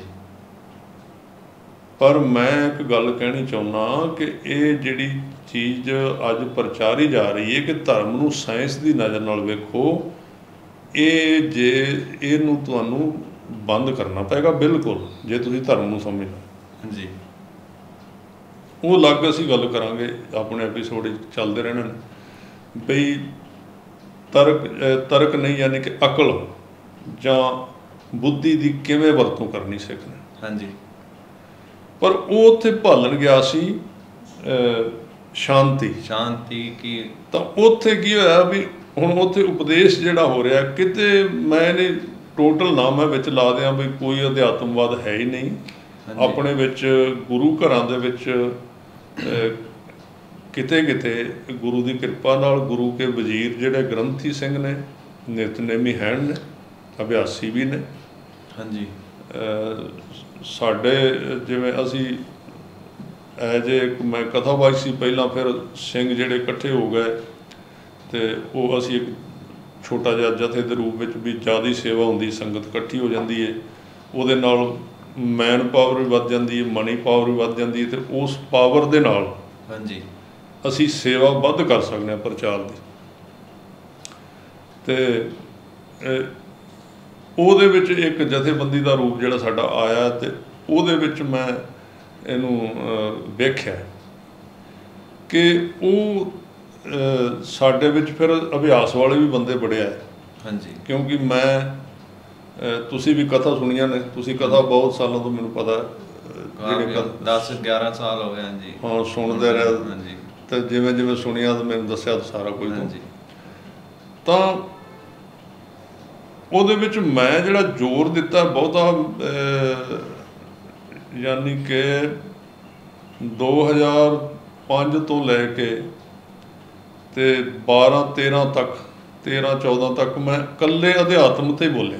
ਹਾਂਜੀ। ਸਿਮਰਨ 'ਤੇ ਬੋਲਿਆ। ਮੈਂ ਆਸੇ ਪਾਸੇ ਦਾ ਵਿਸ਼ਾ ਮੈਨੂੰ ਜਾਣ ਹੀ ਨਹੀਂ ਸੀ ਦਿੰਦਾ। ਇਹ ਇੱਧਰ ਦਾ ਖਿੱਚ ਸੀ ਕਿ ਮੈਨੂੰ ਫਿੱਕਾ ਹੀ ਲੱਗਦਾ ਸੀ ਜਦੋਂ ਕਹਿੰਦੇ ਸਮਾਜ ਸੁਧਾਰ ਦੀ ਗੱਲ ਕਰੋ ਜਾਂ ਇਤਿਹਾਸ, ਤਾਂ ਚਲੋ ਮੈਂ ਸੁਣਾਉਂਦਾ ਸੀ, ਪਰ ਮੇਰੀ ਮਜਬੂਰੀ ਬਣ ਜਾਂਦੀ ਸੀ ਜਦੋਂ ਕੋਈ ਇਤਿਹਾਸ ਸੁਣਾਉਣਾ ਹੁੰਦਾ ਸੀ, ਜਾਂ ਮੇਰੀ ਪੇਸ਼ਕਾਰੀ ਜੇ ਇਤਿਹਾਸ ਦੀ ਕਿਤੇ ਵਿੱਚ ਹੈ ਵੀ ਹੈ ਤਾਂ ਮੈਂ ਉਸ ਇਤਿਹਾਸਕ ਸਾਖੀ ਨੂੰ ਅਧਿਆਤਮ ਰੂਪ ਰੰਗਣ ਦੇ ਕੇ ਜਿਹੜਾ ਉਹੀ ਬੋਲਿਆ। ਹਾਂਜੀ। ਜਾਂ ਜਿਵੇਂ ਦਸਮ ਪਾਤਸ਼ਾਹ ਦੀਆਂ ਮੈਂ ਬਹੁਤ ਸਾਰੀਆਂ ਸਾਖੀਆਂ ਬੋਲੀਆਂ ਅਤੇ ਉਹਨਾਂ ਦਾ ਅਧਿਆਤਮ ਰੂਪ ਜਿਹੜਾ ਉਹ ਬਹੁਤ ਬਹੁਤ ਕਮਾਲ ਦਾ। ਗੁਰੂ ਗੋਬਿੰਦ ਸਿੰਘ ਮਹਾਰਾਜ ਦਾ ਅਧਿਆਤਮ ਰੂਪ ਸਿਖਰ 'ਤੇ ਲੈ ਜਾਂਦਾ, ਸੁੱਤ ਨੂੰ ਚੁੱਕ ਕੇ ਲੈ ਜਾਂਦਾ। ਉਹਦੇ ਵਿੱਚ ਮੈਂ ਜਾਪ ਸਾਹਿਬ ਦੀ ਕਥਾ ਵੀ ਕੀਤੀ। ਹਾਂਜੀ। ਅਤੇ ਜਾਪ ਸਾਹਿਬ ਦੇ ਵਿੱਚ ਉਹ ਵਿਆਖਿਆ ਨਾਲ ਨਾਲ ਗੁਰੂ ਗੋਬਿੰਦ ਸਿੰਘ ਜੀ ਜੀਵਨ ਦੀ ਸਾਖੀਆਂ ਸੁਣਾਈਆਂ, ਪਰ ਅਧਿਆਤਮਵਾਦ ਬੋਲਿਆ ਜ਼ਿਆਦਾ। ਹਾਂਜੀ। 13-14 ਤੋਂ ਬਾਅਦ ਮੈਨੂੰ ਥੋੜ੍ਹਾ ਜਿਹਾ ਟਰੈਕ ਜਿਹੜਾ ਸੀ ਚੇਂਜ ਕਰਨਾ ਪਿਆ, ਬਦਲਣਾ ਪਿਆ ਆਪਣੇ ਬੋਲਣ ਦਾ। ਭਾਵੇਂ ਮੈਂ ਉਹਦੇ ਨਾਲ ਆਪ ਵੀ ਆਪਣੇ ਆਪ ਨੂੰ ਵੀ ਫਿੱਕਾ ਮਹਿਸੂਸ ਕੀਤਾ, ਔਰ ਮੇਰੇ ਨਾਲ ਦੇ ਜਿਹੜੇ ਤੁਰਨ ਵਾਲੇ ਲੋਕ ਸੀ ਉਹਨਾਂ ਨੇ ਵੀ ਮੈਨੂੰ ਬੜੀ ਵਾਰੀ ਕਿਹਾ ਬਈ ਤੁਸੀਂ ਇਹ ਟਰੈਕ ਨਾ ਬਦਲੋ। ਯਾਨੀ ਕਿ ਉਹ ਟਰੈਕ ਕੀ ਸੀ ਉਹ ਮੈਂ ਤੁਹਾਨੂੰ ਦੱਸ ਦਿੰਦਾ ਵੀ 1984 ਤੋਂ ਬਾਅਦ ਜਦੋਂ ਦਰਬਾਰ ਸਾਹਿਬ 'ਤੇ ਅਟੈਕ ਹੋਇਆ, ਹਾਂਜੀ, ਉਹਦੇ ਤੋਂ ਬਾਅਦ ਇੱਕ ਸਰਕਾਰੀ ਤੰਤਰ ਵੱਲੋਂ ਇੱਕ ਬੜੀ ਵੱਡੀ ਲਹਿਰ ਚਲਾਈ ਗਈ ਹੈ ਕਿ ਸਿੱਖਾਂ ਦੇ ਵਿੱਚ ਇੱਕ ਇਸ ਤਰ੍ਹਾਂ ਦਾ ਪ੍ਰਚਾਰ ਖੜਾ ਕੀਤਾ ਜਾਏ ਜਿਸ ਪ੍ਰਚਾਰ ਦੇ ਵਿੱਚੋਂ ਇਹਨਾਂ ਦੀ ਜਿਹੜੀ ਕੁਰਬਾਨੀ ਕਰਨ ਦੀ ਔਰ ਇਮੋਸ਼ਨਲ ਜਜ਼ਬਾਤੀ ਹੋਣ ਦੀ ਬਿਰਤੀ ਹੈ, ਜਾਂ ਜ਼ਿਆਦਾ ਨਿਤਨੇਮ ਕਰਨ ਦੀ ਬਿਰਤੀ ਹੈ, ਜਾਂ ਇਹ ਸਾਰੀਆਂ ਬਿਰਤੀਆਂ ਨੂੰ ਉਹ ਪ੍ਰਚਾਰ ਕੱਟਦਾ ਹੋਵੇ। ਕਿਉਂਕਿ ਇਹ ਖੁਰਾਕ ਵਾ ਸਿੱਖ ਦੀ, ਇਹਨੇ ਕਰਨਾ। ਇੰਨੀ ਛੋਟੀ ਜਿਹੜੀ ਕੌਮ ਹੈ, ਹਾਂਜੀ, ਇਹ ਖੁਰਾਕ ਇਹਨੂੰ ਹੁਣ ਤੱਕ ਇਹਨੇ ਜਿਵੇਂ ਕਹਿ ਲਓ ਬਈ ਆਪਣੀ ਹਿੱਕ ਖੜੀ ਕਰਕੇ ਰਿਹਾ। ਬਿਲਕੁਲ ਜੀ। ਤਾਂ ਉਸ ਪ੍ਰਚਾਰ ਦੇ ਵਿੱਚ ਹਰਿਮੰਦਰ ਸਾਹਿਬ ਨੂੰ ਖੰਡਨ ਕਰਨਾ, ਅਕਾਲ ਤਖ਼ਤ ਸਾਹਿਬ ਨੂੰ, ਸਰੋਵਰਾਂ ਨੂੰ, ਭੋਰਿਆਂ ਨੂੰ ਖੰਡਨ ਕਰਨਾ, ਨਿਤਨੇਮ ਨੂੰ ਖੰਡਨ ਕਰਨਾ, ਸੇਵਾ ਨੂੰ ਖੰਡਨ ਕਰਨਾ, ਭਾਂਡੇ ਮਾਂਜਣ ਦਾ ਕੀ ਫਾਇਦਾ ਹੈ, ਹਾਂਜੀ, ਆਹ ਕਰਨ ਦਾ, ਇਹਨੂੰ ਖੰਡਨ ਕਰਨਾ, ਪੱਗ ਨਾਲ ਕੋਈ ਸਿੱਖ ਥੋੜ੍ਹੀ ਬਣ ਜਾਂਦਾ, ਕਿਰਪਾਨ ਨਾਲ ਕੋਈ ਸਿੱਖ ਥੋੜ੍ਹੀ ਬਣ ਜਾਂਦਾ। ਇਹ ਸਾਰੀ ਲਹਿਰ 1984 ਤੋਂ ਬਾਅਦ ਇੰਪਲਾਂਟ ਕੀਤੀ ਗਈ ਹੈ। ਸਿੱਖਾਂ ਨੂੰ ਕਮਜ਼ੋਰ ਕੀਤਾ ਜਾਵੇ, ਕਮਜ਼ੋਰ ਕਰਨ ਲਈ ਕੁਝ ਵਿਦਿਆਲਿਆਂ ਦੀ ਵੀ ਵਰਤੋਂ ਕੀਤੀ ਗਈ ਇਹਦੇ ਵਾਸਤੇ। ਵਿਦਿਆਲਿਆਂ ਦੇ ਨਾਂ 'ਤੇ, ਵਿੱਦਿਆ ਦੇ ਨਾਂ 'ਤੇ ਬੜੇ ਸੋਹਣੇ ਉਹਨਾਂ ਨੂੰ ਲਿਬਾਸ ਦੇ ਕੇ ਅਤੇ ਬੜੇ ਤੇਜ਼ ਤਰਾਰ ਉਹਨਾਂ ਨੂੰ ਲੈਕਚਰਰ ਬਣਾ ਕੇ ਕੌਮ ਦੇ ਵਿੱਚ ਉਤਾਰਿਆ ਗਿਆ। ਭੇਸ ਉਹ ਸਾਡਾ ਹੀ ਪਾ ਕੇ ਭੇਸ ਤਾਂ ਮੇਰੇ ਕੋਲ ਪਾਉਣਾ ਹੀ ਪਏਗਾ। ਹਾਂਜੀ। ਤਾਂ ਮੈਂ ਉਹਨਾਂ ਨੂੰ ਸ਼ੁਰੂ ਤੋਂ ਲੈ ਕੇ ਜਦੋਂ ਮੈਂ ਇਸ ਲਾਈਨ ਵਿੱਚ ਆਇਆ, ਮੈਂ ਕਿਹਾ ਵੀ ਆਹ ਤਾਂ ਬੰਦੇ ਯਾਰ, ਇਹ ਤਾਂ ਸਾਰਾ ਕੁਝ ਗਿਆਨ ਦੇ ਨਾਂ ਤੇ ਕੱਟੀ ਵੱਢੀ ਜਾਂਦੇ ਨੇ। ਹਾਂਜੀ। ਪਰ ਮੇਰਾ ਸੁਭਾਅ, ਜਿਵੇਂ ਮੈਂ ਤੁਹਾਨੂੰ ਦੱਸਿਆ ਕਿ ਅਧਿਆਤਮਵਾਦ ਨਾਲ ਸੰਬੰਧ ਰੱਖਦਾ ਸੀ ਜ਼ਿਆਦਾ। ਹਾਂਜੀ। ਜਾਂ ਮੈਂ ਸ਼ੁਰੂ ਤੋਂ ਜਿਵੇਂ ਆਪਣੇ ਪਿੱਛੇ ਘਰ ਵਿੱਚ, ਪਿੰਡ ਵਿੱਚ ਜਿੱਥੇ ਰਿਹਾ, ਉੱਥੇ ਮੈਂ ਵਾਹੀ ਖੇਤੀ ਕਰਦਾ ਸੀ। ਉਹ ਵੀ ਮੇਰਾ ਬਾਹਰ ਫਾਰਮ ਤੇ ਟਿਕਾਣਾ ਸੀ, ਜਿੱਥੇ ਘੱਟ ਹੀ ਲੋਕਾਂ ਦਾ ਆਉਣ ਜਾਣ। ਤੁਸੀਂ ਬਹੁਤ ਘੱਟ ਮੈਂ ਇਸ ਪਾਸੇ ਜ਼ਿਆਦਾ ਹੀ ਰੱਖਦਾ ਸੀ, ਧਿਆਨ ਰੱਖਦਾ ਸੀ। ਤਾਂ ਜਦੋਂ ਮੈਂ ਕਥਾ ਜਾਇਆ ਤੇ ਮੈਂ ਇਹ ਲੋਕ ਸਾਰੇ ਵੇਖੇ, ਮੈਂ ਕਿਹਾ ਵੀ ਇਹ ਤਾਂ ਬੜੀ ਵੱਡੀ ਸਿੱਖ ਕੌਮ ਦੇ ਵਿੱਚ ਘੁਸਪੈਠ ਹੋ ਗਈ। ਹਾਂਜੀ। ਤੇ ਉਹਨੂੰ ਜਿਹੜੇ ਨਾਂ ਦਿੱਤੇ ਜਾ ਰਹੇ ਨੇ ਬੜੇ ਚਮਕੀਲੇ, ਮਤਲਬ ਚਮਕਦਾਰ, ਤੇ ਆਮ ਨੌਜਵਾਨ ਨੂੰ ਬੜੀ ਛੇਤੀ ਉਹਦੇ ਨਾਲ ਭਰਮਾਇਆ ਜਾ ਸਕਦਾ ਵੀ ਇਹ ਤਾਂ ਅਕਲ ਦੀ ਗੱਲ ਨਹੀਂ ਜੀ, ਇਹ ਦੂਰ ਅੰਦੇਸ਼ੀ ਨਹੀਂ ਸੀ। ਹੁਣ ਕੱਲ੍ਹ ਮੈਂ ਸੁਣ ਰਿਹਾ ਸੀ ਕਿਸੇ ਬੰਦੇ ਦੀ ਗੱਲ, ਵੀ ਜਿਹੜੇ ਸ਼ਹੀਦ ਹੋਏ ਨੇ 84 ਵਿੱਚ ਅਕਾਲ ਤਖਤ ਸਾਹਿਬ ਸੰਤਾਂ ਦੀ ਗੱਲ ਚੱਲ ਰਹੀ ਸੀ, ਉਹਨਾਂ ਦੇ ਸਾਥੀਆਂ ਦੀ ਗੱਲ ਚੱਲ ਰਹੀ ਸੀ, ਤਾਂ ਬਾਬਾ ਜਰਨੈਲ ਸਿੰਘ ਹੋਰਾਂ ਦੀ, ਤਾਂ ਉਹਦੇ ਵਿੱਚ ਵੀ ਉਹ ਦੂਰ ਅੰਦੇਸ਼ ਨਹੀਂ ਸਨ, ਵੀ ਉਹ ਇੱਕ ਲੜਾਕੇ ਸਨ ਜਾਂ ਇਸ ਤਰ੍ਹਾਂ ਹਿੰਸਕ ਸਨ। ਉਹ ਤਾਂ ਇੱਕਦਮ ਗਲ ਪੈ ਗਿਆ ਲੋਕਾਂ ਦੀ ਲੜਾਈ, ਤਾਂ ਮਤਲਬ ਸਿੱਧ ਕੀਤਾ ਜਾ ਰਿਹਾ ਸੀ ਵੀ ਉਹ ਗਲਤ ਸੀ। ਬਿਲਕੁਲ ਜੀ। ਉਹ ਕਹਿ ਰਹੇ ਨੇ, ਮੀਡੀਆ ਵੀ ਇਹੀ ਚਾਹੁੰਦਾ ਹੈ, ਤੇ ਮੀਡੀਆ ਚਾਹੁੰਦਾ ਹੀ ਹੈ, ਇਹ ਚਾਹੁੰਦਾ। ਹਾਂਜੀ। ਸਰਕਾਰ ਚਾਹੁੰਦੀ ਹੈ, ਸਾਰਾ ਕੁਝ ਚਾਹੁੰਦਾ ਹੈ। ਹੁਣ ਇਹ ਚੰਗਾ ਵੀ ਹੋਇਆ ਹੈ। ਹਾਂਜੀ। ਚੰਗਾ ਹੋਇਆ ਵੀ ਇਹ ਲੋਕ ਖੁੱਲ੍ਹ ਕੇ, ਮੈਂ ਕਹਿੰਦਾ ਸਗੋਂ ਹੋਰ ਖੁੱਲ੍ਹ ਕੇ ਬੋਲਣ। ਹਾਂਜੀ। ਤਾਂ ਕਿ ਸਿੱਖਾਂ ਦਾ ਜਿਹੜਾ ਇਹਨਾਂ ਦੇ ਪਿੱਛੇ ਤੁਰੇ ਹੋਏ ਨੇ, ਉਹਨਾਂ ਦਾ ਭਰਮ ਜਲਦੀ ਟੁੱਟੇ, ਜਿਹੜੇ ਇਹਨਾਂ ਦੇ ਪਿੱਛੇ ਤੁਰੇ ਹੋਏ ਨੇ। ਹਾਂਜੀ। ਕਿਉਂਕਿ ਇਹ ਗੱਲਾਂ ਤੋਂ ਸਪਸ਼ਟ ਹੁੰਦਾ ਜਾ ਰਿਹਾ ਵੀ ਇਹ ਬੋਲੀ ਜਿਹੜੀ ਹੈ, ਇਹ ਇੱਕ ਸਰਕਾਰੀ ਤੰਤਰ ਦੀ ਬੋਲੀ ਹੈ ਸਾਰੀ। ਬਿਲਕੁਲ। ਹਾਂਜੀ। ਉਹ ਬੋਲ ਰਿਹਾ ਸੀ ਮੀਡੀਆ ਵਿੱਚ ਪਹਿਲਾਂ। ਹਾਂਜੀ। ਤੇ ਹੁਣ ਇਹ ਸਿੱਖਾਂ ਦੀਆਂ ਸਟੇਜਾਂ ਤੋਂ ਬੋਲ ਰਹੇ ਨੇ। ਤਾਂ ਜਿਹੜੀ ਮੁੱਖ ਦੀ ਗੱਲ ਹੈ, ਆਪਾਂ ਗੱਲ ਚਲੋ ਕਰਾਂਗੇ ਪੂਰੀਆਂ, ਫਿਰ ਆਪਾਂ ਹੋਰ ਪਾਸੇ ਚੱਲੇਗਾ ਕਾਫੀ ਦੂਰ ਤੱਕ। ਤਾਂ ਇਹ ਮੈਂ ਫਿਰ ਜਦੋਂ ਇਹ ਸਾਰਾ ਕੁਝ ਵੇਖਿਆ ਨਾ, ਤੇ ਮੈਂ 2014 ਦੇ ਵਿੱਚ ਅਧਿਆਤਮਵਾਦ ਦੇ ਨਾਲ ਛੱਡਿਆ ਤਾਂ ਨਹੀਂ, ਉਹ ਬਿਲਕੁਲ ਨਹੀਂ ਛੱਡਿਆ। ਹਾਂਜੀ। ਮੈਂ ਇਹਨਾਂ ਦਾ ਹੀ ਟਾਰਗੇਟ ਕੀਤਾ ਹੈ। ਠੀਕ। ਸਗੋਂ ਕਈ ਵਾਰੀ ਮੈਨੂੰ ਕਹਿੰਦੇ ਵੀ ਤੂੰ ਵੀ ਇਹਨਾਂ ਦਾ ਇਕੱਲਿਆਂ ਦੇ ਹੀ ਜਾਂ ਕੁਝ ਇਹਨਾਂ ਦੇ ਬੰਦੇ ਨੇ, ਵੀ ਨਾਂ ਤੇ ਮੈਂ ਬਹੁਤਾ ਨਹੀਂ ਲੈਂਦਾ ਕਦੀ, ਕਿਉਂਕਿ ਮੈਨੂੰ ਇੱਕ ਹੀ ਲੋੜ ਹੈ ਇਹਨਾਂ ਨੂੰ ਪ੍ਰਮੋਟ ਕਰਨ ਦੀ, ਇਹਨਾਂ ਦੇ ਨਾਂ ਲੈਣ ਦੀ। ਕਿਤੇ ਲੋੜ ਪੈ ਤੇ ਬਹੁਤ ਜ਼ਿਆਦਾ ਲੋੜ ਪੈ ਤਾਂ ਨਾਂ ਲੈਦਾ, ਨਹੀਂ ਤਾਂ ਵਿਆਪਕ ਮੈਂ ਸਮਝਦਾ ਇਹ ਇੱਕ ਬੰਦੇ ਦਾ ਕੰਮ ਨਹੀਂ, ਇੱਕ ਲਹਿਰ ਦਾ ਕੰਮ ਹੈ। ਤੁਸੀਂ ਲਹਿਰ ਦੇ ਖਿਲਾਫ ਬੋਲੋ। ਹਾਂਜੀ। ਜੇ ਬੰਦੇ ਦੇ ਖਿਲਾਫ ਬੋਲਦੇ ਹੋ ਤਾਂ ਬੰਦਾ ਹੋਰ ਹਾਈਲਾਈਟ ਹੁੰਦਾ ਹੈ। ਬਿਲਕੁਲ। ਅੱਜ ਦੇ ਸਮੇਂ ਜਿਵੇਂ ਹੁਣ ਮੈਂ ਨਾ ਇੱਕ ਸਟੇਜ ਤੇ ਗਿਆਨੀ ਕੁਲਵੰਤ ਸਿੰਘ ਹੋਣੀ ਅੱਜ ਜਿਵੇਂ ਮੈਂ ਇੱਕ ਥਾਂ ਤੇ ਗਿਆ ਸੀ, ਉੱਥੇ ਕਥਾ ਕਰ ਰਿਹਾ ਸੀ, ਸ਼ਾਇਦ ਬਾਅਦ ਵਿੱਚ ਢਾਡੀ ਸਿੰਘ, ਤਾਂ ਮੈਂ ਉੱਥੇ ਗੱਲਾਂ ਇਹ ਸਾਰੀਆਂ ਕੀਤੀਆਂ ਵੀ ਇਹਨਾਂ ਚੀਜ਼ਾਂ ਤੋਂ ਕੌਮ ਨੂੰ ਜਿਹੜਾ ਸੁਚੇਤ ਹੋਣਾ ਚਾਹੀਦਾ। ਪਰ ਮੈਂ ਨਾਂ ਨਹੀਂ ਲਿਆ ਕਿਸੇ ਦਾ। ਬਾਅਦ ਵਿੱਚ ਇੱਕ ਛੋਟੀ ਨੌਜਵਾਨ ਸੀ ਉਮਰ ਦਾ, ਢਾਡੀ ਸਿੰਘ, ਉਹ ਆਇਆ ਤਾਂ ਉਹ ਜਿਵੇਂ ਖੂਨ ਗਰਮ ਹੁੰਦਾ ਬੰਦੇ ਦਾ। ਹਾਂਜੀ। ਜਵਾਨੀ ਦੇ ਵਿੱਚ, ਤਾਂ ਕਿਰਪਾਨ ਵੀ ਉਹਨਾਂ ਫੜੀ ਤਾਂ ਚੰਗਾ। ਕਹਿੰਦੇ ਚਲੋ, ਕਹਿੰਦੇ ਗਿਆਨੀ ਜੀ ਨੇ ਕਥਾ ਕੀਤੀ ਹੈ, ਪਰ ਮੈਂ ਹੁਣ ਕਥਾ ਕਰਾਂਗਾ, ਮੈਂ ਇਸ ਤਰ੍ਹਾਂ ਵਲ ਪਾ ਕੇ ਨਹੀਂ ਗੱਲ ਕਰਨੀ, ਮੈਂ ਤਾਂ ਨਾਂ ਲੈ ਕੇ ਗੱਲਾਂ ਕਰਾਂਗਾ। ਹਾਂਜੀ। ਮੈਂ ਵੀ ਚਲੋ ਚੰਗੀ ਗੱਲ ਹੈ, ਤੁਸੀਂ ਨਾਂ ਲੈ ਕੇ ਕਰੋ। ਪਰ ਹੁਣ ਜਿਹੜੇ ਪੱਧਰ ਤੇ ਬੰਦਾ, ਹੁਣ ਉਹ ਆਪਣੇ ਹਿਸਾਬ ਨਾਲ ਠੀਕ ਬੋਲ ਰਿਹਾ। ਹਾਂਜੀ। ਢਾਡੀ ਸਿੰਘ ਜਿਹੜਾ, ਉਹ ਅਜੇ ਸ਼ੁਰੂ ਹੋਇਆ। ਹਾਂਜੀ। ਪਰ ਜਿੰਨੇ ਚਿਰ ਦਾ ਮੈਂ ਇਹਨਾਂ ਚੀਜ਼ਾਂ ਨੂੰ ਵਾਚ ਕਰ ਰਿਹਾ, ਵੇਖ ਰਿਹਾ ਵੀ ਇਹ ਇੱਕ ਲਹਿਰ ਦਾ ਨਾਂ ਹੈ, ਇੱਕ ਬੰਦੇ ਦਾ ਨਾਂ ਨਹੀਂ ਹੈ। ਇਹਦੇ ਪਿੱਛੇ ਬੈਕ ਸਾਈਡ ਤੇ ਇਹਦੀ ਬੈਕ ਦੇ ਵਿੱਚ ਬੜੇ ਹੀ ਲੋਕ ਆ ਜਾਂਦੇ ਨੇ। ਇੱਥੋਂ ਤੱਕ ਤੁਸੀਂ ਹੈਰਾਨ ਹੋ ਜਾਓਗੇ ਵੀ ਇਸ ਲਹਿਰ ਦੇ ਨਾਲ ਉਹ ਵੀ ਲੋਕ ਉਗੜ ਕੇ ਸਾਹਮਣੇ ਆਉਣਗੇ ਜਿਨ੍ਹਾਂ ਬਾਰੇ ਤੁਸੀਂ ਕਦੀ ਸੋਚਿਆ ਨਹੀਂ ਵੀ ਇਹ ਵੀ ਇਹਨਾਂ ਲੋਕਾਂ ਨੂੰ ਸਪੋਰਟ ਕਰ ਰਹੇ ਸਨ, ਜੁੜੇ ਹੋਏ ਨੇ, ਵਿੱਚੋਂ ਵਿੱਚ ਹੀ ਇਹਨਾਂ ਦੀਆਂ ਤੰਦਾਂ ਜੁੜਦੀਆਂ ਨੇ। ਤੁਸੀਂ ਹੈਰਾਨ ਹੋ ਜਾਓਗੇ ਵੀ ਇਹ ਤਾਂ ਦੂਜੇ ਪਾਸੇ ਸੀ ਤੇ ਜੁੜੇ ਉੱਧਰ ਹੋਏ ਸੀ। ਬਿਲਕੁਲ। ਉਹ ਤਾਂ ਸਪੀਕਰ ਨੇ ਸਿਰਫ, ਜਿਹੜਾ ਐਂਪਲੀਫਾਇਰ ਹੁੰਦਾ ਹੈ ਮਾਈਕ ਹੋਰ ਹੁੰਦਾ, ਸਪੀਕਰ ਹੋਰ ਹੁੰਦਾ। ਬਿਲਕੁਲ। ਇਹ ਜਿਹੜੇ 2-4 ਬੰਦੇ ਨੇ ਨਾ, ਇਹ ਤਾਂ ਇਹਨਾਂ ਨੂੰ ਤੇ ਆਉਂਦਾ ਹੀ ਕੁਝ ਨਹੀਂ, ਜਿਹੜੇ ਜ਼ਿਆਦਾ ਬੋਲਦੇ ਨੇ ਇਹਨਾਂ ਸਿੱਖ ਕੌਮ ਦੀਆਂ ਗੱਲਾਂ ਦੇ ਖਿਲਾਫ। ਤਾਂ ਇਹ ਤਾਂ ਰੋਜ਼ ਇਹਨਾਂ ਨੂੰ ਜਿਵੇਂ ਕੋਈ ਰਾਤ ਨੂੰ ਕਹਿ ਦਿੰਦਾ ਵੀ ਆਹ ਵੀਡੀਓ ਸੁਣ ਲੈ, ਉਹ ਚੇਪ ਦਿੰਦੇ ਨੇ ਸਵੇਰੇ ਉੱਠ ਕੇ। ਆਉਂਦਾ ਕਿਤੇ ਹੋਰ ਪਿੱਛੋਂ ਬਣ ਕੇ ਆਉਂਦਾ। ਇਹਨਾਂ ਤੋਂ ਤੁਸੀਂ ਇਹ ਵੀ ਨਹੀਂ ਸੰਭਾਵਨਾ ਕਰ ਸਕਦੇ, ਤੁਸੀਂ ਇਹਨਾਂ ਦਾ ਦਿਮਾਗ 'ਚ ਟੈਸਟ ਕਰਾ ਕੇ ਦੇਖ ਲਓ। ਇਹ ਗੱਲਾਂ ਇਹ ਸੋਚ ਨਹੀਂ ਸਕਦੇ ਜਿਹੜੀਆਂ ਵੱਡੀਆਂ ਗੱਲਾਂ ਇਹ ਕਰ ਜਾਂਦੇ ਨੇ ਔਰ ਬੰਦੇ ਨੂੰ ਹਿਲਾ ਦਿੰਦੇ ਨੇ।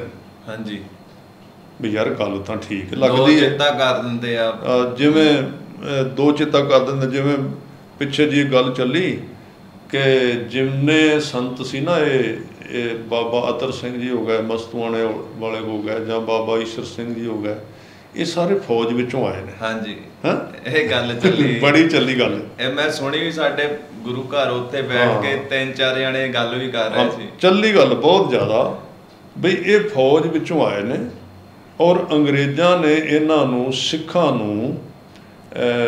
ਸਿੱਖਾਂ ਦਾ ਜੋਸ਼ ਖਤਮ ਕਰਕੇ ਤੇ ਉਹਨਾਂ ਨੂੰ ਕੱਲੀ ਮਾਲਾ ਫੜਾ ਕੇ ਤੇ ਭੋਰਿਆਂ ਵਿੱਚ ਬਿਠਾਉਣ ਲਈ ਸਿੱਖਿਆ ਦੇਣ ਵਾਸਤੇ ਵੀ ਇਹ ਸਿੱਖ ਬਗਾਵਤ ਨਾ ਕਰਨ ਅੰਗਰੇਜ਼ਾਂ ਦੇ ਖਿਲਾਫ। ਹਾਂਜੀ, ਤੇ ਇਹਨਾਂ ਨੂੰ ਭੇਜਿਆ ਸੀ। ਹਾਂਜੀ, ਭੇਜੇ। ਹੋਰ ਇਹ ਸੰਤ ਸੁੰਤ ਕੋਈ ਨਹੀਂ ਹੁੰਦੇ। ਵਾਹਿਗੁਰੂ। ਇਹ ਗੱਲ ਬੜੀ ਉੱਠੀ, ਮੈਨੂੰ ਵੀ ਕਈਆਂ ਨੇ ਪੁੱਛਿਆ। ਤਾਂ ਮੈਨੂੰ ਇੱਕ ਥਾਂ ਤੇ ਪੁੱਛਿਆ ਕਿਸੇ ਨੇ ਵੀ ਆਹ ਗੱਲ ਹੈ, ਮੈਂ ਕਿਹਾ ਵੀ ਨਹੀਂ, ਬਿਲਕੁਲ ਨਹੀਂ ਗੱਲ ਹੈ। ਹਾਂਜੀ, ਮੈਂ ਕਿਹਾ ਵੀ ਮੇਰੀ ਨਜ਼ਰ ਵਿੱਚ ਸੰਤ ਅਤਰ ਸਿੰਘ ਇੱਕ ਸਾਧੂ ਸੰਤ ਹੈ। ਹਾਂਜੀ। ਕਹਿੰਦੇ ਨਹੀਂ, ਉਹਨੇ ਗੱਲ ਕੀ, ਗੱਲ ਫਿੱਟ ਵੀ ਬੜੀ ਪੈਂਦੀ, ਗੱਲ ਬਹੁਤ ਫਿੱਟ ਪੈਂਦੀ ਹੈ। ਹਾਂਜੀ। ਮੈਂ ਕਿਹਾ ਵੀ ਮੈਨੂੰ ਇਹ ਦੱਸ ਵੀ ਅੰਗਰੇਜ਼ਾਂ ਦੇ ਇਹ ਸੰਤਾਂ ਨੇ ਜੇ ਸਿੱਖ ਕੌਮ ਦੇ ਲਈ ਇੰਨੇ ਸੰਤ ਫੌਜ ਵਿੱਚੋਂ ਬਣਾ ਕੇ ਅੰਗਰੇਜ਼ਾਂ ਨੇ ਸਿੱਖਾਂ ਦੇ ਵਿੱਚ ਲੈ ਆਏ ਉਹ। ਹਾਂਜੀ। ਤਾਂ ਅੰਗਰੇਜ਼ਾਂ ਨੂੰ ਸਿੱਖਾਂ ਨੇ ਭਾਜੜਾਂ ਕਿਉਂ ਪਵਾਈਆਂ, ਭੱਜ ਕਿਉਂ ਸਿੱਖਾਂ ਨੇ ਫਿਰ ਇਹਨਾਂ ਦੀ ਗੱਲ ਕਿਉਂ ਨਹੀਂ ਮੰਨੀ, ਇਹਨਾਂ ਸੰਤਾਂ ਦੀ ਬਗਾਵਤ ਦੱਬੀ ਕਿਉਂ ਨਹੀਂ ਗਈ? ਅੰਗਰੇਜ਼ ਨੂੰ ਤੇ ਭੱਜਣਾ ਪਿਆ ਇੱਥੋਂ। ਹਾਂਜੀ, ਬਿਲਕੁਲ। ਔਰ 80% ਕੁਰਬਾਨੀਆਂ ਸਿੱਖਾਂ ਨੇ ਕੀਤੀਆਂ ਅੰਗਰੇਜ਼ਾਂ ਨੂੰ ਘੱਲਣ ਵਾਸਤੇ, ਭੇਜਣ ਵਾਸਤੇ। ਹਾਂਜੀ। ਤੇ ਜੇ ਉਹਨਾਂ ਨੇ ਪ੍ਰਚਾਰਕ ਸੰਤ ਇਹ ਖੜੇ ਕੀਤੇ ਸੀ ਤਾਂ ਸਿੱਖਾਂ ਦੀਆਂ ਕੁਰਬਾਨੀਆਂ ਜ਼ਿਆਦੀਆਂ ਹੁੰਦੀਆਂ, 2-4% ਹੋ ਜਾਂਦੀਆਂ, ਬਾਕੀ ਤਾਂ ਇਹਨਾਂ ਵਾਂਗੂ ਭੋਰਿਆਂ 'ਚ ਬਹਿ ਜਾਂਦੇ ਜਾਂ ਮਾਲਾ ਫੜ ਕੇ ਬਹਿ ਜਾਂਦੇ। ਹਾਂਜੀ। ਮੈਂ ਵੀ ਇਹ ਗੱਲ ਹੈ ਨਹੀਂ। ਚਲੋ ਆਪਾਂ ਉਹ ਵਿਸ਼ਾ ਤਾਂ ਰਹਿ ਗਿਆ, ਫਿਰ ਅਗਲੇ 'ਚ ਕਰਾਂਗੇ। ਹੁਣ ਇਸ ਗੱਲ ਨੂੰ ਪੂਰਾ ਕਰ ਲਈ, ਟਾਈਮ ਕਾਫੀ ਹੋ ਗਿਆ ਐਪੀਸੋਡ ਦਾ। ਫਿਰ ਮੈਂ ਉਸ ਬੰਦੇ ਨੂੰ, ਜਿਹੜੇ ਬੰਦੇ ਨਾ ਬਾਹਰ ਸੀ, ਅਮਰੀਕਾ ਸੀ, ਉਹਨੇ ਮੈਨੂੰ ਪੁੱਛਿਆ। ਮੈਂ ਕਿਹਾ ਵੀ ਮੈਂ ਤੈਨੂੰ ਇੱਕ ਗੱਲ ਹੋਰ ਦੱਸਣਾ ਔਰ ਤੈਨੂੰ ਮੈਂ ਪੱਕਾ ਸਿੱਧ ਕਰਕੇ ਵਿਖਾ ਦਿੰਦਾ ਔਰ ਤੂੰ ਮੰਨ ਜਾਏਗਾ ਵੀ ਇਹ ਗੱਲ ਇਹ ਹੋਏਗੀ ਜ਼ਰੂਰ। ਮੈਂ ਕਿਹਾ ਇਹ ਲੋਕ ਇਸ ਤਰ੍ਹਾਂ ਸਿੱਖ ਸ਼ਖਸੀਅਤਾਂ ਨੂੰ, ਸਿੱਖ ਸ਼ਹੀਦਾਂ ਨੂੰ ਔਰ ਜਿਹੜੇ ਸਾਡੇ ਸਤਿਕਾਰਯੋਗ ਸ਼ਖਸੀਅਤਾਂ ਉਹਨਾਂ ਨੂੰ ਬਦਨਾਮ ਕਰ ਰਹੇ ਨੇ। ਹਾਂਜੀ। ਉਹ ਕਹਿੰਦਾ ਵੀ ਕਿਵੇਂ? ਮੈਂ ਕਿਹਾ ਮੈਂ ਤੈਨੂੰ ਸੁਣਾਉਣਾ, ਉਹ ਤੈਨੂੰ ਮੰਨਣਾ ਪਏਗਾ ਉਹ ਗੱਲ। ਔਰ ਉਹ ਗੱਲ ਝੂਠ ਹੈ ਬਿਲਕੁਲ, ਮੈਂ ਤੈਨੂੰ ਪਹਿਲਾਂ ਕਹਿ ਦਿੰਦਾ, ਹੁਣ ਵੀ ਮੈਂ ਕਹਿ ਦਿੰਦਾ। ਕਿਤੇ ਮੇਰੀ ਅਗਲੀ ਕਲਿੱਪ ਕੱਟ ਕੇ ਕੋਈ ਪਾ ਦੇ ਵੀ ਗਿਆਨੀ ਕੁਲਵੰਤ ਸਿੰਘ ਨੇ ਆਹ ਕਹਿ ਦਿੱਤਾ ਯਾਰ। ਹਾਂਜੀ। ਭਾਈ ਨੰਦ ਲਾਲ ਸਾਹਿਬ ਬਾਰੇ ਠੀਕ, ਉਹ ਮੈਂ ਕਹਿਣਾ ਵੀ ਕਿਵੇਂ ਕਰਦੇ ਨੇ। ਮੈਂ ਕਿਹਾ ਵੀ ਮੈਂ ਤੈਨੂੰ ਇਹ ਗੱਲ ਸੁਣਾਉਣ ਲੱਗਾ ਜਿਹੜੀ 100% ਝੂਠ ਹੈ। ਹਾਂਜੀ। ਪਰ ਮੈਂ ਤੈਨੂੰ ਇਸ ਢੰਗ ਦੇ ਨਾਲ ਬਣਾ ਕੇ ਸੁਣਾਵਾਂਗਾ ਵੀ ਤੈਨੂੰ ਮੰਨਣਾ ਹੀ ਪਏਗਾ ਕਿ ਉਹ ਬ੍ਰੇਨ ਵਾਸ਼ ਕਰਦੇ ਨੇ। ਉਹ ਕਹਿੰਦਾ ਵੀ ਸੁਣਾ ਵੀ ਕਿਵੇਂ ਸੁਣਾਏਗਾ। ਹਾਂਜੀ। ਮੈਂ ਵੀ ਹੈ ਹੀ ਇਹ ਝੂਠ, ਕਿਤੇ ਕੱਲ ਨੂੰ ਉੱਥੇ ਜਾ ਕੇ ਨਾ ਕਹਿੰਦੇ ਵਿਗਿਆਨੀ ਕੁਲਵੰਤ ਸਿੰਘ ਨੇ ਆ ਗੱਲ ਕਹੀ ਹੈ ਵੀ ਉਹਨਾਂ ਦੇ ਭਾਈ ਨੰਦ ਲਾਲ ਸਾਹਿਬ ਤੇ ਆਰੋਪ ਲਾਏ ਨੇ। ਹੁਣ ਵੀ ਇਸ ਤਰ੍ਹਾਂ ਹੋ ਸਕਦਾ ਜਿਵੇਂ ਆਪਾਂ ਬੋਲ ਰਹੇ ਹਾਂ ਵੀ ਕੋਈ ਸ਼ਰਾਰਤੀ ਬੰਦਾ ਅਗਲੀ ਕਲਿੱਪ ਕੱਢ ਕੇ ਵਿੱਚੋਂ ਵੀ ਉਹਨਾਂ ਨੇ ਬੋਲਿਆ। ਹਾਂਜੀ। ਮੈਨੂੰ ਕਹਿੰਦਾ ਕਿਵੇਂ? ਮੈਂ ਕਿਹਾ ਵੀ ਗੱਲ ਇਹ ਹੈ, ਤੈਨੂੰ ਇੱਕ ਝੂਠ ਸੁਣਾਉਣ ਲੱਗਾ ਮੈਂ। ਹਾਂਜੀ। ਕਹਿੰਦਾ ਸੁਣਾਓ। ਮੈਂ ਕਿਹਾ ਵੀ ਭਾਈ ਨੰਦ ਲਾਲ ਸਾਹਿਬ ਉਸ ਝੂਠ ਦੇ ਮੁਤਾਬਕ ਹਾਂਜੀ ਔਰੰਗਜ਼ੇਬ ਦੇ ਇੱਕ ਸੂਹੀਏ ਸਨ। ਹਾਂਜੀ। ਔਰ ਉਹਨੂੰ ਸੂਹ ਲੈਣ ਲਈ ਗੁਰੂ ਗੋਬਿੰਦ ਸਿੰਘ ਜੀ ਦੇ ਕੋਲ ਭੇਜਿਆ ਸੀ। ਹਾਂਜੀ। ਉਹ ਝੂਠੀ ਕਹਾਣੀ ਦੇ ਮੁਤਾਬਕ ਤੈਨੂੰ ਮੈਂ ਦੱਸਣਾ ਔਰ ਮੈਂ ਤੈਨੂੰ ਸਿੱਧ ਕਰ ਦਿਆਂਗਾ ਵੀ ਇਹ ਗੱਲ ਫਿੱਟ ਬੈਂਦੀ, ਦਿਮਾਗ ਬਣ ਜਾਏਗਾ ਤੇਰਾ। ਹਾਂਜੀ। ਮੈਂ ਕਿਹਾ ਵੀ ਉਹ ਔਰੰਗਜ਼ੇਬ ਉਹਨੂੰ ਤਨਖਾਹ ਵੀ ਦਿੰਦਾ ਸੀ। ਹਾਂਜੀ। ਉਹ ਗੁਰੂ ਗੋਬਿੰਦ ਸਿੰਘ ਦੀ ਉਸਤਤ ਵਿੱਚ ਗਜ਼ਲਾਂ ਵੀ ਲਿਖਦੇ ਸਨ। ਹਾਂਜੀ। ਮੈਂ ਨੂੰ ਕਾਬੂ ਕਰਨ ਲਈ ਵੀ ਮੇਰੇ ਬਸ ਵਿੱਚ ਰਹਿਣਗੇ, ਮੈਨੂੰ ਕਹਿਣਗੇ ਕੁਝ ਨਾ, ਕਿਉਂਕਿ ਲਿਖਿਆ ਬਹੁਤ ਨਾ ਭਾਈ ਨੰਦ ਲਾਲ ਸਾਹਿਬ। ਮੈਂ ਕਿਹਾ ਵੀ ਕਹਿੰਦਾ ਵੀ ਇਹਦਾ ਫਿਰ ਸਬੂਤ ਕੀ ਹੈ ਵੀ ਉਹ ਔਰੰਗਜ਼ੇਬ ਦਾ ਬੰਦਾ ਸੀ। ਹਾਂਜੀ। ਮੈਂ ਕਿਹਾ ਵੀ ਇਸ ਝੂਠੀ ਕਹਾਣੀ ਦੇ ਵਿੱਚ ਜਿਹੜੀ ਮੈਂ ਤੈਨੂੰ ਸੁਣਾ ਰਿਹਾ ਔਰ ਸਿੱਧ ਕਰਨ ਲਈ ਇਸ ਤਰ੍ਹਾਂ ਇਹ ਝੂਠ ਸਿੱਧ ਕਰਦੇ ਨੇ ਜਿਹੜੇ ਤਰਕਵਾਦੀ ਨੇ। ਹਾਂਜੀ। ਇਸ ਝੂਠੀ ਕਹਾਣੀ ਦੇ ਵਿੱਚ ਮੈਂ ਤੈਨੂੰ ਇਹ ਵੀ ਸੁਣਾਉਣਾ ਚਾਹੁੰਦਾ ਵੀ ਮੈਨੂੰ ਇਸ ਗੱਲ ਦਾ ਜਵਾਬ ਦਿਓ ਵੀ ਜਦੋਂ ਅਨੰਦਪੁਰ ਸਾਹਿਬ ਦੇ ਉੱਤੇ ਹਮਲਾ ਹੋਣਾ ਸੀ, ਭਾਈ ਨੰਦ ਲਾਲ ਸਾਹਿਬ ਕਿੱਥੇ ਗਿਆ ਸੀ? ਉੱਥੇ ਕਿਉਂ ਨਹੀਂ ਸੀ? ਉਦੋਂ ਇੱਕਦਮ ਪਹਿਲਾਂ ਨਿਕਲ ਕਿਉਂ ਗਿਆ? ਹਾਂਜੀ। ਚਲਾ ਗਿਆ ਨਾ, ਦਿੱਲੀ ਚਲੇ ਗਿਆ। ਦਿੱਲੀ ਚਲ ਗਏ। ਹਾਂਜੀ। ਕਹਿੰਦੇ ਹਾਂ ਚਲੇ ਤਾਂ ਗਏ। ਮੈਂ ਕਿਹਾ ਆਈ ਨਾ ਗੱਲ ਟਿਕਾਣੇ ਤੇ। ਮੈਂ ਕਿਹਾ ਤੈਨੂੰ ਨਹੀਂ ਪਤਾ ਵੀ ਉਹਨੂੰ ਪਤਾ ਲੱਗ ਗਿਆ ਸੀ, ਔਰੰਗਜ਼ੇਬ ਦਾ ਬੰਦਾ ਆ ਕੇ ਉਹਨੂੰ ਦੱਸ ਗਿਆ ਸੀ ਵੀ ਤੂੰ ਅਨੰਦਪੁਰ ਸਾਹਿਬ ਛੱਡ ਦੇ, ਹੁਣ ਇੱਥੇ ਕੰਮ ਖਰਾਬ ਹੋ ਜਾਣਾ, ਦਿੱਲੀ ਚਲ ਜਾਓ, ਤੂੰ ਦਿੱਲੀ ਚਲਾ ਜਾ। ਕਹਿੰਦਾ ਗੱਲ ਤਾਂ ਯਾਰ ਠੀਕ ਹੈ। ਮੈਂ ਕਿਹਾ ਠੀਕ ਨਹੀਂ, ਇਹ ਮੈਂ ਝੂਠ ਬੋਲ ਰਿਹਾ। ਹਾਂਜੀ। ਪਰ ਇਸ ਤਰ੍ਹਾਂ ਝੂਠ ਤੁਹਾਨੂੰ ਸਹੀ ਸਿੱਧ ਕਰ ਦਿੱਤਾ ਜਾਂਦਾ ਹੈ। ਕਿਉਂ ਮੰਨ ਗਿਆ ਕਿ ਹਾਂ ਕਿ ਕਹਿੰਦਾ ਗੱਲ ਤਾਂ ਇਸ ਤਰ੍ਹਾਂ ਹੀ ਹੋਈ ਵੀ ਯਾਰ ਇੱਕਦਮ ਭਾਈ ਨੰਦ ਲਾਲ ਸਾਰੀ ਉਮਰ ਉੱਥੇ ਰਿਹਾ ਤੇ ਇੱਕਦਮ ਦਿੱਲੀ ਕਿਉਂ ਜੰਗ ਤੋਂ ਪਹਿਲਾਂ ਛੱਡ ਕੇ ਚਲਾ ਗਿਆ? ਮੈਂ ਕਿਹਾ ਹੋਰ ਗੱਲ ਸੁਣ ਲੈ। ਜਦੋਂ ਗੁਰੂ ਗੋਬਿੰਦ ਸਿੰਘ ਜੀ ਅਨੰਦਪੁਰ ਸਾਹਿਬ ਦਾ ਕਿਲ੍ਹਾ ਛੱਡ ਕੇ ਸਾਹਿਬਜ਼ਾਦੇ ਸ਼ਹੀਦ ਹੋ ਗਏ, ਬਾਹਰ ਆ ਗਏ, ਸਾਰਾ ਕੁਝ ਆ ਗਿਆ, ਤੇ ਔਰੰਗਜ਼ੇਬ ਦੇ ਪੁੱਤਰਾਂ ਦੀ ਜਦੋਂ ਆਪਸ ਵਿੱਚ ਲੜਾਈ ਹੋਈ ਤਖਤ ਵਾਸਤੇ, ਤਾਰਾ ਆਜ਼ਮ ਦੀ ਤੇ ਬਹਾਦਰ ਸ਼ਾਹ ਦੀ। ਹਾਂਜੀ। ਤੇ ਭਾਈ ਨੰਦ ਲਾਲ ਸਾਹਿਬ ਬਹਾਦਰ ਸ਼ਾਹ ਵਾਸਤੇ ਗੁਰੂ ਗੋਬਿੰਦ ਸਿੰਘ ਕੋਲੋਂ ਮਦਦ ਲੈਣ ਆਉਂਦੇ ਨੇ ਤੇ ਬਹਾਦਰ ਸ਼ਾਹ ਨੂੰ ਤੇ ਗੁਰੂ ਗੋਬਿੰਦ ਸਿੰਘ ਨੂੰ ਇਕੱਠੇ ਬਿਠਾਉਂਦੇ ਨੇ। ਹਾਂਜੀ। ਕਹਿੰਦਾ ਹੋ, ਮੈਂ ਕਿਹਾ ਇਸ ਤਰ੍ਹਾਂ ਹੋਇਆ ਨਾ, ਇਤਿਹਾਸ ਉਹ ਜਾਣਦਾ ਸੀ ਬੰਦਾ। ਅੱਛਾ ਜੀ। ਕਹਿੰਦਾ ਇਹ ਗੱਲ ਤਾਂ ਇਸ ਤਰ੍ਹਾਂ ਹੀ ਹੋਈ। ਮੈਂ ਕਿਹਾ ਇੱਕ ਹੋਰ ਝੂਠ ਮੈਂ ਤੈਨੂੰ ਮਨਾ ਦਿੰਦਾ। ਉਹ ਇਹ ਝੂਠ ਹੈ ਵੀ ਭਾਈ ਨੰਦ ਲਾਲ ਸਰਕਾਰ ਦਾ ਖਾਸ ਬੰਦਾ ਸੀ। ਹਾਂਜੀ। ਔਰ ਉਹਨੇ ਗੁਰੂ ਗੋਬਿੰਦ ਸਿੰਘ ਨੂੰ ਇਸ ਗੱਲ ਵਾਸਤੇ ਮਜਬੂਰ ਕਰ ਦਿੱਤਾ ਵੀ ਤੁਸੀਂ ਹੁਣ ਸਰਕਾਰ ਦੇ ਨਾਲ ਸਮਝੌਤਾ ਕਰ ਲਓ। ਤਾਂ ਉਹ ਗੁਰੂ ਗੋਬਿੰਦ ਸਿੰਘ ਨੂੰ ਬਹਾਦਰ ਸ਼ਾਹ ਦੇ ਕੋਲ ਲੈ ਕੇ ਗਿਆ ਸੀ। ਕਹਿੰਦਾ ਯਾਰ ਗੱਲ ਤਾਂ ਬਿਲਕੁਲ ਸਹੀ ਲੱਗਦੀ ਹੈ, ਪ੍ਰੂਫ ਸਾਰੇ ਢੁੱਕਦੇ ਨੇ। ਹਾਂਜੀ। ਮੈਂ ਕਿਹਾ ਇਸ ਤਰ੍ਹਾਂ ਹੀ ਇਹਨਾਂ ਨੇ ਕਿਹਾ ਵੀ ਸੰਤ ਅਤਰ ਸਿੰਘ ਜਿਹੜੇ ਜਾਂ ਸਾਧੂ ਜਿੰਨੇ ਹੋਏ ਨੇ ਸਾਰੇ ਫੌਜ 'ਚੋਂ ਆਏ ਨੇ, ਕਿਉਂਕਿ ਉਹ ਨੌਕਰੀ ਕਰਦੇ ਸੀ, ਫੌਜ ਨੌਕਰੀ ਕਰਦੇ ਸੀ ਨਾ, ਨੌਕਰੀ ਕਰਦੇ ਸੀ। ਇਹਦੇ ਉੱਤੇ ਮੈਂ ਕਥਾ ਵੀ ਕੀਤੀ ਹੈ। ਅੱਛਾ ਜੀ। ਕਿ ਫੌਜੀ ਜਿਹੜਾ ਉਹ ਬੜੀ ਜਲਦੀ ਬ੍ਰਹਮ ਗਿਆਨੀ ਬਣ ਸਕਦਾ ਹੈ। ਉਹਦਾ ਕਾਰਨ ਆਪਾਂ ਵੱਖਰਾ ਤੁਸੀਂ ਨੋਟ ਕਰ ਲਿਆ ਆਪਣੇ ਕਾਗਜ਼ ਤੇ। ਡਿਸਪਲਿਨ ਮੈਨੂੰ ਪੁੱਛ ਸਕਦੇ ਹੋ। ਨਹੀਂ, ਡਿਸਪਲਿਨ ਨਹੀਂ। ਡਿਸਪਲਿਨ ਦਾ ਤੇ ਦੁਨੀਆ ਵਿੱਚ ਤਾਂ ਇਹ ਚੀਜ਼ ਚੱਲਦੀ, ਡਿਸਪਲਿਨ ਜਿਹੜਾ ਇਹ ਧਰਮ ਅਧਿਆਤਮ ਵਿੱਚ ਨਹੀਂ ਚੱਲਦਾ। ਠੀਕ ਹੈ ਜੀ। ਉਹ ਇਹ ਕਾਰਨ ਹੁੰਦਾ ਹੈ ਕਿ ਫੌਜੀ ਜਿੱਦਣ ਭਰਤੀ ਹੁੰਦਾ ਉਦਣ ਉਹਦੇ ਦਿਮਾਗ ਵਿੱਚ ਇੱਕ ਚੀਜ਼ ਖੜਕ ਜਾਂਦੀ ਵੀ ਕੋਈ ਪਤਾ ਨਹੀਂ ਕਿੱਥੇ ਤੈਨੂੰ ਗੋਲੀ ਵੱਜ ਜਾਏ। ਇੱਕ ਤਰ੍ਹਾਂ ਨਾਲ ਮੌਤ ਵਿੱਚੋਂ ਗੁਜ਼ਰ ਜਾਂਦਾ। ਨੰਬਰ 1 ਉਹ ਪਾਰ ਕਰ ਜਾਂਦਾ, ਪਾਰ ਕਰ ਜਾਂਦਾ। ਔਰ ਬ੍ਰਹਮ ਗਿਆਨੀ ਬਣਨ ਦੀ ਕਸਵੱਟੀ ਵੀ ਇਹ ਹੈ ਕਿ ਤੁਸੀਂ ਪਹਿਲਾਂ ਮਰਨ ਕਬੂਲ ਜੀਵਨ ਕੀ ਛੱਡ, ਪਹਿਲਾਂ ਤੁਸੀਂ ਆਪਣੇ ਇਸ ਜੀਵਨ ਨੂੰ ਖਤਮ ਕਰਨ ਦੀ ਗੱਲ ਕਰਦੇ ਹੋ। ਇਸ ਲਈ ਫੌਜੀ ਆਦਮੀ ਜਿਹੜਾ ਹੈ ਉਹ ਬਹੁਤ ਜਲਦੀ ਧਰਮ ਦੇ ਵਿੱਚ, ਕਿਉਂਕਿ ਬਾਜੀ ਲਾਉਣੀ ਹੁੰਦੀ ਹੈ। ਹਾਂਜੀ। ਛਾਲ ਮਾਰਨੀ ਹੁੰਦੀ ਹੈ। ਧਰਮ ਕੋਈ ਗੱਲਾਂ ਤੇ ਖੇਡ ਨਹੀਂ। ਬੜੇ ਵਿਸ਼ੇ ਜਿਹੜੇ ਹੁਣ ਆਪਾਂ ਅਧੂਰੇ ਛੱਡਣ ਲੱਗੇ ਹਾਂ, ਉਹ ਤੁਸੀਂ ਹੁਣ ਨੋਟ ਕਰ ਲਿਆ ਜੇ, ਤਾਂ ਕਿ ਕੱਲ੍ਹ ਨੂੰ ਸਾਰੇ ਕਾਗਜ਼ ਤੇ ਨੋਟ ਕਰ ਲਿਆ ਜੇ ਜਿਹੜੇ ਬੜੇ ਵਿਸ਼ੇ ਰਹਿ ਗਏ। ਠੀਕ ਹੈ ਜੀ। ਉਹ ਆਪਾਂ ਕੱਲ੍ਹ ਕਰਾਂਗੇ ਹੁਣ। ਤੇ ਹੁਣ ਕਿਉਂਕਿ ਫਿਰ ਮੈਂ ਦਰਸ਼ਕਾਂ ਨੂੰ ਦੱਸ ਦੇਣਾ ਚਾਹੁੰਦਾ ਜਿਹੜੇ YouTube ਚੈਨਲ 'ਤੇ ਵਹਿੰਦੇ ਨੇ ਰੋਜ਼ ਜਾਂ ਬਾਅਦ ਵਿੱਚ ਵਹਿੰਦੇ ਨੇ, ਕਿ ਇਹ ਜਿਹੜਾ ਪ੍ਰੋਗਰਾਮ ਹੈ ਹੁਣ ਗੁਰਸਾਖੀ, ਜਿਹਦੇ ਵਿੱਚ ਅਧਿਆਤਮ ਵਿਸ਼ੇ ਵੀ ਵਿਚਾਰੇ ਜਾਣਗੇ ਔਰ ਨਾਲ ਇਹ ਵੀ ਵਿਸ਼ੇ ਆ ਜਾਣਗੇ ਜਿਹੜੇ ਕਿ ਕਈ ਤੁਹਾਡੇ ਮਨ ਦੇ ਵਿੱਚ ਅੜੀਆਂ ਹੋਈਆਂ ਗੱਲਾਂ। ਆਪ ਜੀ ਪਾਸੋਂ ਹੋਰ ਵੀ ਆਪਣਾ ਗੁਰਸਿੱਖ ਜੀਵਨ ਜਿਹੜੇ ਕੋਰਸ ਚਲਾਏ ਗਏ ਹਨ। ਹਾਂ ਚਲੋ, ਉਹ ਹੁਣ ਮੇਰੇ ਕੋਲ ਟਾਈਮ ਘੱਟ ਹੈ ਹੁਣ, ਕਿਉਂਕਿ ਮੈਂ 40-50 ਮਿੰਟ ਤੋਂ ਜ਼ਿਆਦਾ ਨਹੀਂ ਜਾਣਾ ਚਾਹੁੰਦਾ। ਤੇ ਉਹ ਆਪਾਂ ਅਲੱਗ, ਕਿਉਂਕਿ ਇਹ ਜਿਹੜਾ ਚੀਜ਼ ਹੈ ਮੈਂ ਸਰੋਤਿਆਂ ਨੂੰ ਦੱਸਣਾ ਚਾਹੁੰਦਾ ਵੀ ਹੁਣ ਮੈਂ ਸਿਰਫ ਤੁਹਾਡੇ ਨਾਲ ਵੀਰਵਾਰ, ਸ਼ੁੱਕਰਵਾਰ ਤੇ ਸ਼ਨੀਵਾਰ ਇਹ 3 ਦਿਨ ਹੀ ਸ਼ਾਮ 6 ਤੋਂ 7 ਵਜੇ ਤੱਕ ਸਾਂਝਾ ਕਰਿਆ ਕਰਾਂਗਾ। ਠੀਕ ਹੈ ਜੀ।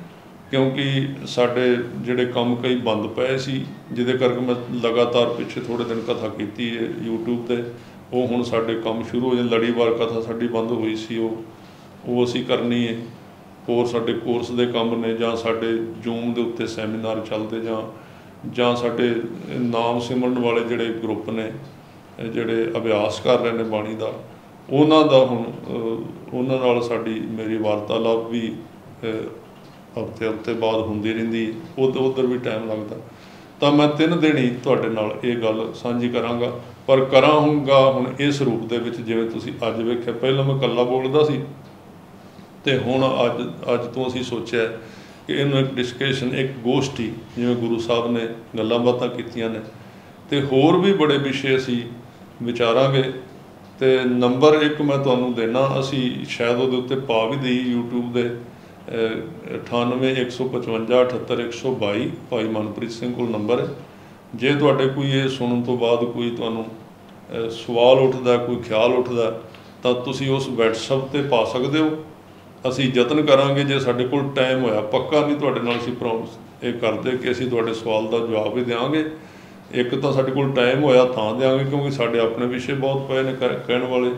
ਦੂਜਾ ਇਹ ਕਿ ਉਹ ਸਵਾਲ ਜਿਹੜਾ ਸਾਡੇ ਹਾਣ ਦਾ ਹੋਇਆ ਤੇ ਤਾਂ ਦਿਆਂਗੇ।